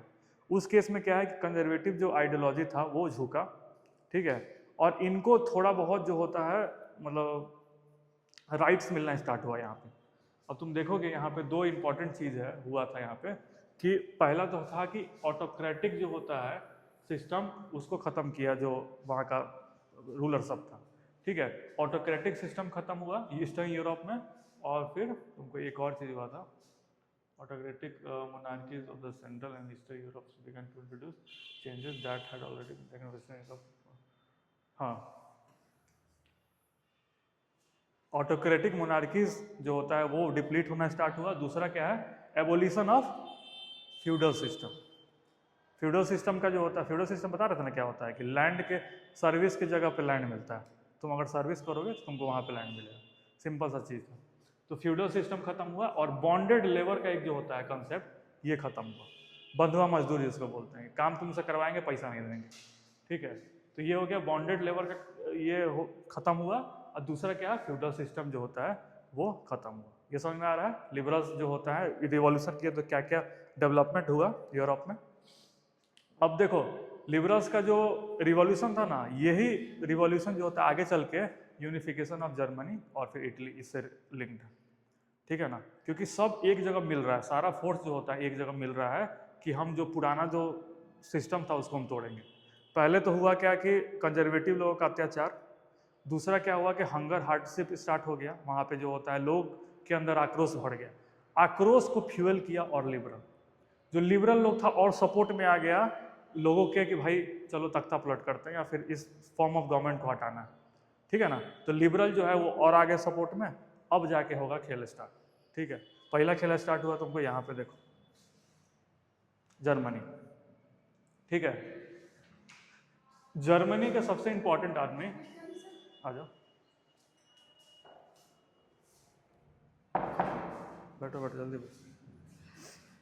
देखो यूनिफिकेशन ऑफ जर्मनी में सबसे इंपॉर्टेंट कोई आदमी है तो ऑटोमन बिस्मार्क, ठीक है। ऑटोमन बिस्मार्क जो है सबसे इंपॉर्टेंट आदमी है, इसको याद रखना है। अगर कोई पूछे कि ऑटोमन बिस्मार्क किससे रिलेटेड आदमी है तो वो यूनिफिकेशन ऑफ जर्मनी से रिलेटेड, ठीक है। was an architect of this process carried out with the help of Persian army and bureaucracy। अब देखो ये क्या हुआ था, 3 वार लड़ा था 7 साल के अंदर। 7 साल के अंदर कितना वार लड़ा था, 3 वार लड़ा था। और किससे किससे लड़ा था, ऑस्ट्रिया, डेनमार्क और फ्रांस के साथ। किसके किसके साथ, हाँ 3 साल में 7 वार लड़ा। एक लड़ा ऑस्ट्रिया से, फिर डेनमार्क से और फ्रांस से। जब तुम देखोगे मैप उठा के एक बार, मोबाइल आए हो भाई, मोबाइल आए हो कि नहीं ला, चलो दिखाते हैं जर्मनी का तुमको हम मैप।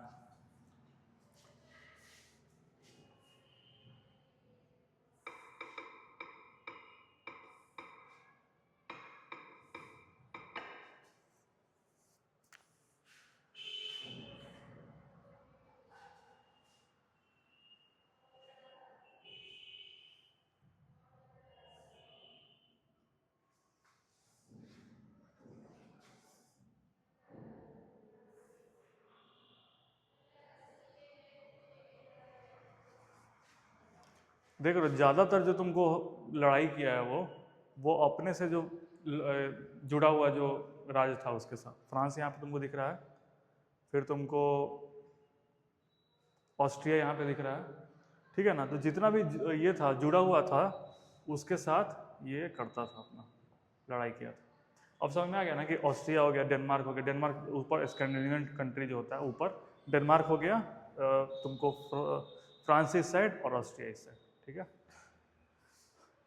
आर्किटेक्ट ऑफ जर्मनी किसको बोलते हैं?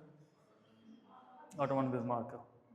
3 वॉर 7 साल में 3 वॉर लड़ा, किसके साथ लड़ा? बहुत बढ़िया, ठीक है। In January 1871 the Persian king William one, यही राजा बनता है आगे चल के, William one was proclaimed German emperor in the ceremony held in Versailles, ठीक है। कब बना था? 1871। ये 3-4 पॉइंट जितना हम सर्कल किए हैं यही याद रखना है इसमें, ठीक है ना। इसमें एक और है, आगे चलोगे तो पढ़ोगे ये वाला, hall of mirrors. Hall of mirrors किसको होता है? जैसे हम लोग क्या होता है ना, पार्लियामेंट टाइप का चीज़, इंपॉर्टेंट जगह जहाँ पे सब लोग असेंबल होते हैं, वैसे ही जर्मनी में तुमको है हॉल ऑफ मिरर, जहाँ पे इंपॉर्टेंट जितना भी चीज़ होता है सेरेमनी वगैरह वो हॉल ऑफ मिरर के पास होता है। समझ में आ रहा है? ठीक है। कि on the bitterly cold morning, ये तो हो गया इंपॉर्टेंट, हाँ, important person minister including chief minister Ottoman Bismarck gathered in the unheated hall of mirrors in the place of Versailles to proclaim the new German empire headed by Kaiser William of one of Persia. समझ में आ रहा है? राजा कौन बना? हाँ, कैसियर William first जो होता है वो राजा बना। इसमें क्या क्या चीज़ याद किए तुम?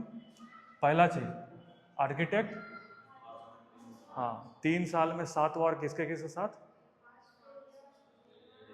ऑस्ट्रिया, ऑस्ट्रेलिया ने के साथ नहीं लड़ा, हाँ, ऑस्ट्रिया के साथ, ठीक है। उसके बाद फिर तुमको फर्स्ट रूलर जो बना वहाँ पे, जिसको बनाया गया वहाँ पे, कौन सा बना? William one. कब बनाया गया? 1871 में। और तुमको हॉल ऑफ मिरर किससे रिलेटेड है? हाँ, जो जर्मनी में प्रोक्लेम हुआ था उससे रिलेटेड, ठीक है ना। चलो आगे चलते हैं, यूनिफिकेशन ऑफ इटली। अगला जो है हम लोग को देखना है यूनिफिकेशन ऑफ इटली। देखो इसमें 3 तुमको चीज़ दिया हुआ है। पहला दिया है यूनिफिकेशन ऑफ जर्मनी, दूसरा दिया यूनिफिकेशन ऑफ इटली, तीसरा दिया ब्रिटेन का केस। अब दोनों केस में देखो, इन दोनों केस में सिमिलैरिटी है कि छोटे से बड़ा में एक्सपेंशन हुआ था, ठीक है ना। कि छोटे छोटे राज्य थे वो आके मिल के एक बड़ा सा राज्य का फॉर्मेशन किया। यूनिफिकेशन ये हो गया। ब्रिटेन का थोड़ा केस अलग हो जाता है।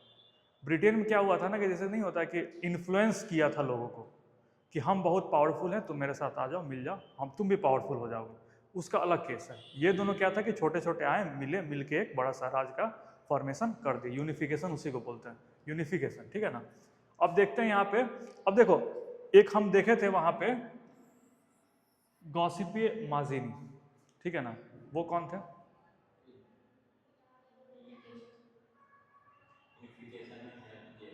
हाँ, यूनिफिकेशन में जो है हेल्प किए थे, डायरेक्ट हेल्प नहीं किए थे, इनडायरेक्ट लेवल में हेल्प किए थे। डायरेक्ट में तुमको आएंगे यहाँ पे वार ये लड़ना स्टार्ट किए थे। जो तुमको माजिनी थे ये आइडिया दिए थे, यूनिफाई इटली का आइडिया होता है ना, कि आइडिया हम दिए, काम और कोई किया। तो यूनिफाइड इटली का आइडिया कौन दिए थे? माजिनी दिए थे, ठीक है ना। और तुमको ये था कि हाँ, on the other hand chief minister Cavour led the Italian unification, उसके बाद फिर डिफीटेड द ऑस्ट्रियंस इन 1959। यहाँ से इसमें क्या होता है, सीरीज ऑफ वॉर हुआ था, सिंगल वॉर से नहीं जीता था, सीरीज ऑफ वॉर हुआ। और सीरीज ऑफ वॉर में सबसे इंपॉर्टेंट जो आदमी थे जो कि लड़ाई किए थे वो थे चीफ मिनिस्टर कैवर, ठीक है ना, यूनिफिकेशन ऑफ इटली में। अब तुमको मैप दिखाता है, मैप से तुमको क्लियर होगा। पहले देखो इटली का स्थिति, डिवीजन हुआ, पहले कितना डिवाइडेड था, ठीक है ना। आगे चल के यूनिफिकेशन जब हुआ तो ये कंप्लीट इटली तुमको दिख रहा है ब्लू कलर का, ठीक है ना। छोटे छोटे पहले अलग अलग, जैसे तो नहीं होता है कि हम लोग की तरफ क्या है, राज्य में अलग अलग डिवाइडेड है, तो वहाँ पे अलग अलग किंगडम में डिवाइडेड था, ठीक है ना, अलग अलग किंगडम में डिवाइडेड था वो। बाकी जो है यूनिफिकेशन हुआ था लास्ट में चल के। In 1860, they marched to the South Italy and kingdom of the Tusalis and succeeded in winning the support of the local peasant in order to drive out the Spanish ruler. In 1861, Victor Emmanuel II, ये important है, Victor Emmanuel II was proclaimed the king of united Italy. बस छोटा छोटा चीज़ है, Germany का देख लिए। इसमें कौन एम्परर आया तुमको? Victor Emmanuel II। ये कहाँ के बने राजा? इटली के राजा बने। Venetia was added to the unified Italy in 1866 while other regions joined different year। ये इंपॉर्टेंट एक डेट हो जाता है कि वेनेशिया जो होता है यूनिफाइड इटली को कब ज्वाइन किया था, कब किया था? 1866। इसमें 3-4 डेट है, एक डेटा है, तुमको याद करना पड़ेगा कैसे भी करके, ठीक है ना। सबसे पहले है कि कौन आइडिया ऑफ यूनिफाइड इटली कौन ने दिया था तुमको? मजी ने दिया था। रिवोल्ट कौन स्टार्ट किया था, या फिर तुमको जिसको बोलते हैं कि चीफ मिनिस्टर कैवर, ठीक है ना। उसके बाद फिर तीसरा पॉइंट तुमको होता है कि फर्स्ट रूलर जो बना था, प्रोक्लेम्ड किंग कौन बना था इटली का पहला? तो Victor Emmanuel II। Victor Emmanuel II। अगर इस पूछे कि विक्टर इमैनुअल II किससे रिलेटेड है, तो इटली से रिलेटेड। ये जो होता है फर्स्ट जो होता है किंग बना था यूनाइटेड इटली का, समझ में आ रहा है। लास्ट में ये तुम्हारा फैक्ट एक आता है कि वेनेशिया इटली यूनिफाइड इटली में कब जुड़ा था, कब जुड़ा था? 1866। सारा डेटा याद हो गया, ठीक है। आगे चलते हैं ब्रिटेन का केस।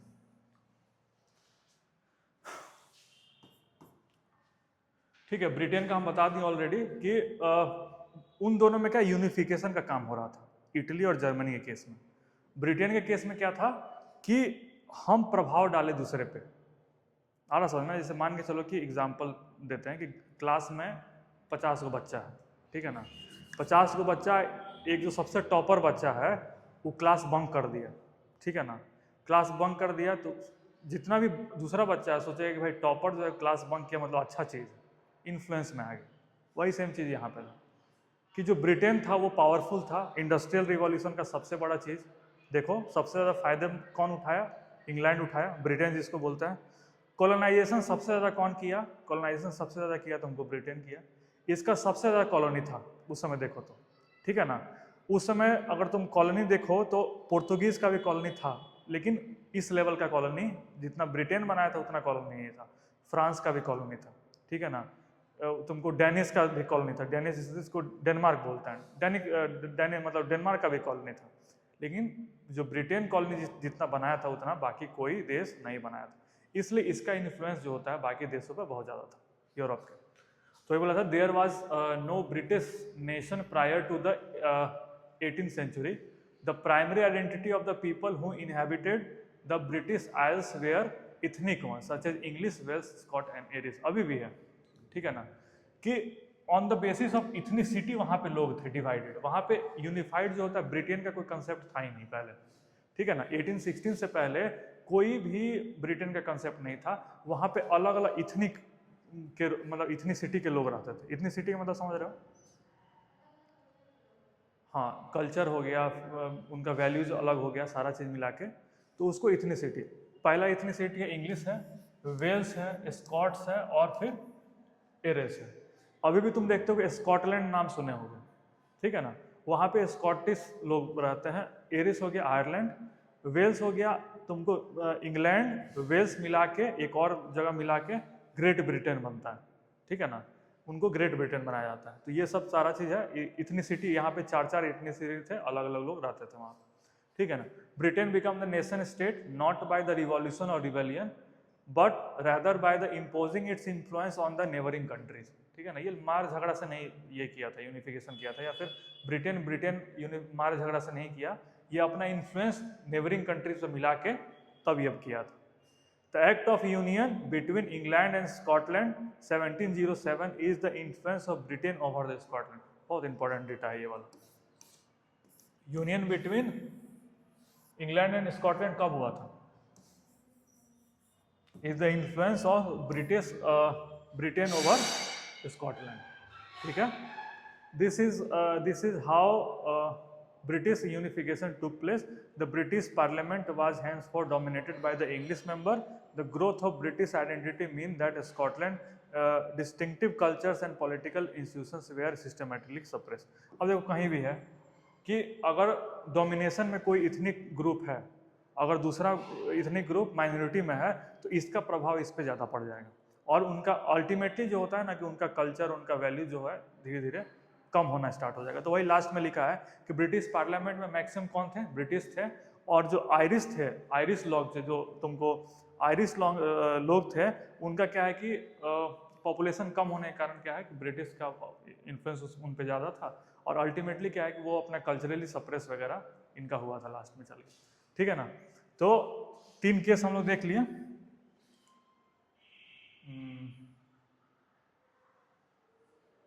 हाँ, ये वाला important point. After a failed revolt led by the Wolfton and his United Irishmen 1798, Ireland was forcibly incorporated into the United Kingdom in 1801। ठीक है ना। इसको लास्ट में, पहले तो रिवॉल्यूशन नहीं हुआ, लेकिन लास्ट में जब नहीं मानने पे इसको फोर्सबली जो होता है अपने अंदर डाला गया था।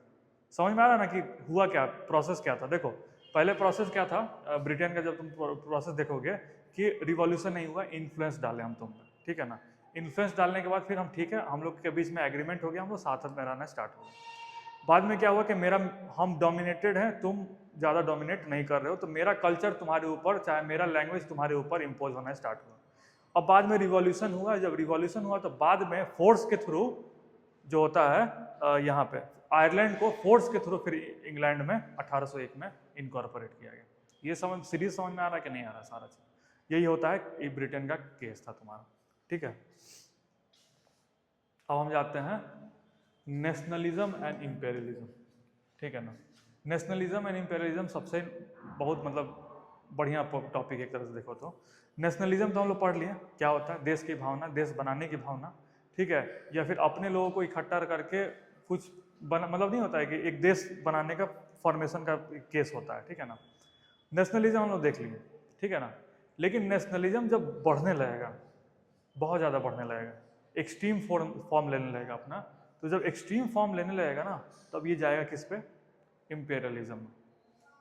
ठीक है ना। दो कंसेप्ट एक होता है, एक होता है कॉलोनिज्म, दूसरा होता है इंपेरियलिज्म। नाम सुने होंगे। दो कंसेप्ट है, पहला क्या है? कॉलोनी का फॉर्मेशन, दूसरा क्या है? इंपेरियलिज्म।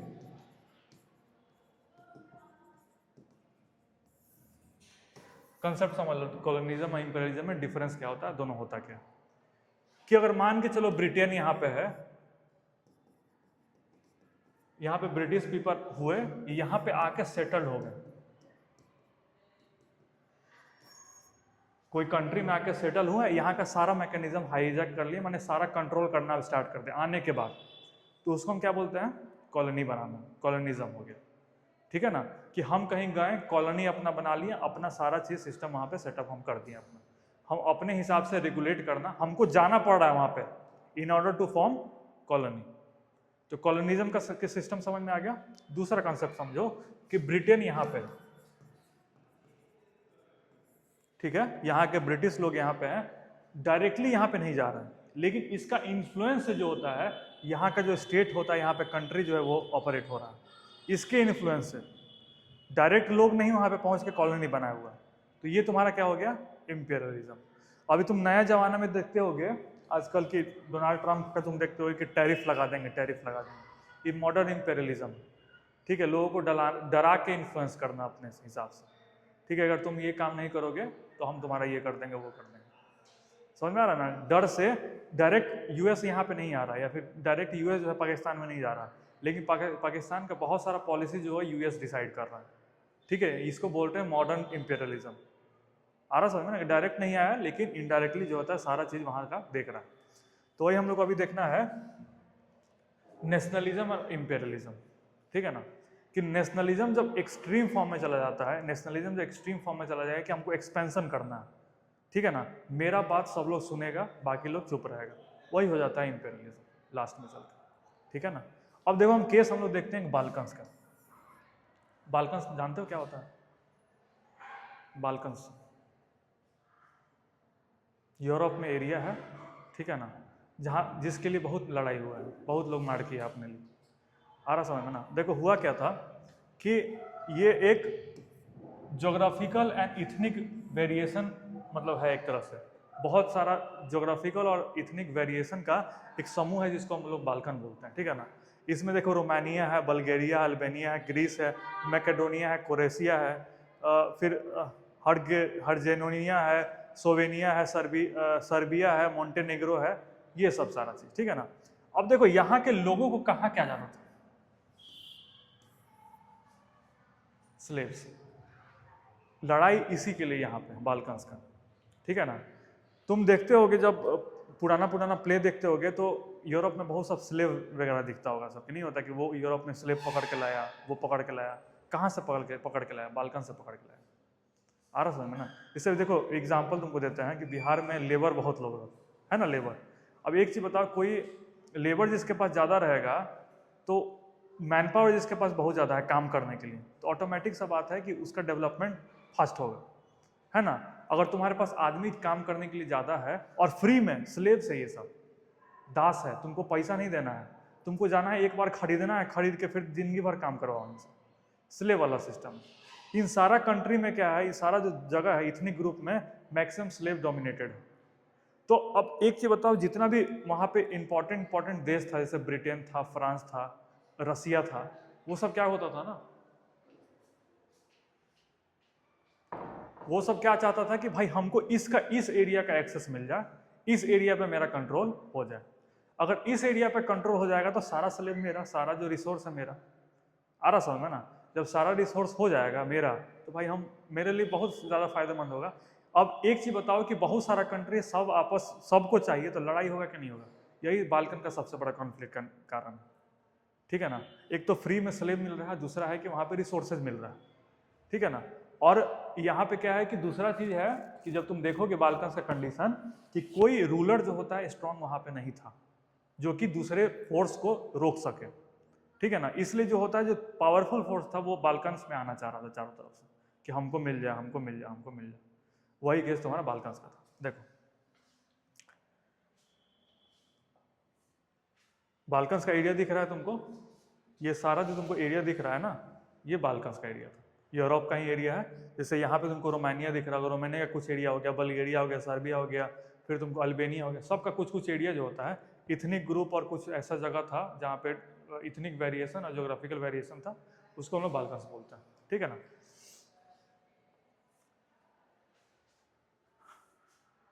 अब देखो, a large part of Balkans was under the control of Ottoman empire. Ottoman empire पता है क्या है? ऑटोमन एम्पायर स्टार्टिंग में पढ़ा है लोग, किसके लिए पढ़े? यूरोप में सबसे डोमिनेटेड अगर ये देखोगे तो ऑटोमन एम्पायर तुम्हारा था, बहुत ज़्यादा इन्फ्लुएंस किया था। और जब 1800 एंड तुमको बता रहे हैं कि 1830s के आसपास ऑटोमन एम्पायर जो होता है वो धीरे धीरे कमज़ोर होना स्टार्ट हुआ। यही कमज़ोर होने के कारण सबसे ज़्यादा लड़ाई यहाँ पे स्टार्ट हुआ था बाल्कन्स के बीच में, ठीक है ना। कि the spread of idea of romantic nationalism in Balkans together with the disintegration of Ottoman empire made this region very explosive. बहुत ज़्यादा वॉलेटाइल हो गया, ऑटोमन एम्पायर गिर गया, जो उसको कंट्रोल कर रहा था वो गिर गया, ठीक है। और दूसरा क्या है कि नेशनलिज्म का भावना पूरा चरम पे है, तो एरिया जो है इतना ज़्यादा वॉलेटाइल एरिया हो गया कि कुछ करने लगे नहीं, ठीक है। As the different Slavic nationalists struggled to define their identity and independence, the Balkans area became the area of intense conflict. वहाँ पे intense conflict हो गया, ठीक है ना, एरिया हो गया। The Balkan states were fiercely jealous to each other and each hopes to gain more territory at the expense of the other. देख रहे हो ना कि नेशनलिज्म कहाँ जा रहा है, एक्सपेंशन की तरफ, ठीक है ना। कि अब देखो हर एक जो बाल्कन का एरिया था वो चाह रहा था कि हमको इंडिपेंडेंस मिले, मेरे अंदर में और ज़्यादा एरिया है, मेरा जगह और एरिया है। तो एक्सपेंशन जो होता है, नेशनलिज्म जो होता है वो इंपेरियलिज्म की तरफ धीरे धीरे जा रहा है, एक्सपेंशन जो अपना एक्सपेंशन करना चाह रहा है। ये समझ में आया? आगे चलते हैं, लास्ट जो स्लाइड है, कि matters were further complicated because the Balkans also become the scene of big power rivalry, ठीक है ना। During the period there was intense rivalry among the European power over trade and colonies as well as naval and military might. Each power, Russia, Germany, England, Austria-Hungary, was keen on countering the countering the hold of other power over Balkans and extending their own control over the area. हर एक जो country तुमको दिख रहा है सब अपने जो होता है बाल्कन के ऊपर कंट्रोल करना चाह रहा था। This led to the series of war in the region and finally the first world war. दिख रहा है ना कि जो हाइपर नेशनलिज्म चला गया उसके कारण से क्या स्थिति आया।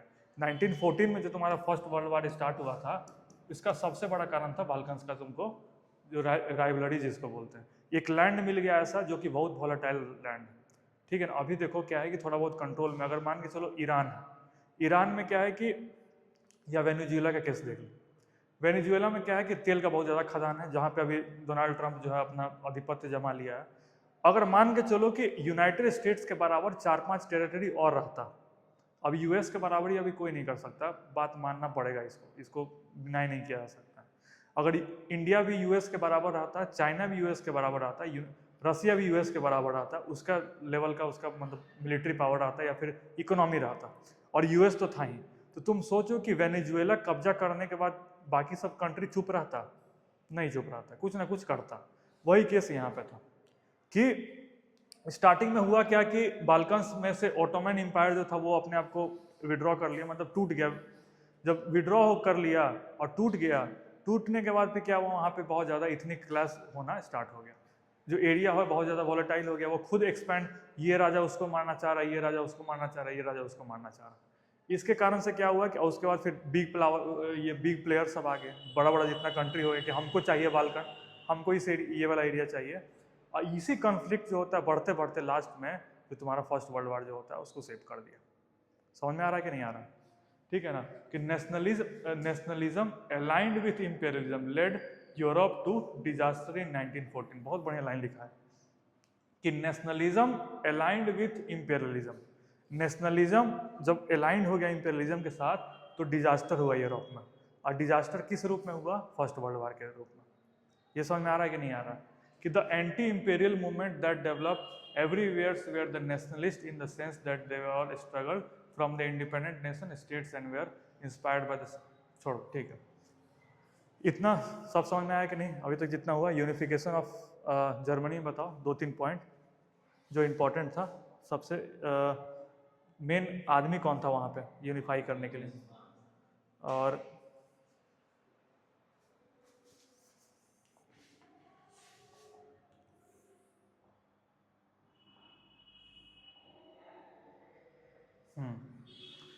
कितना बार हुआ था?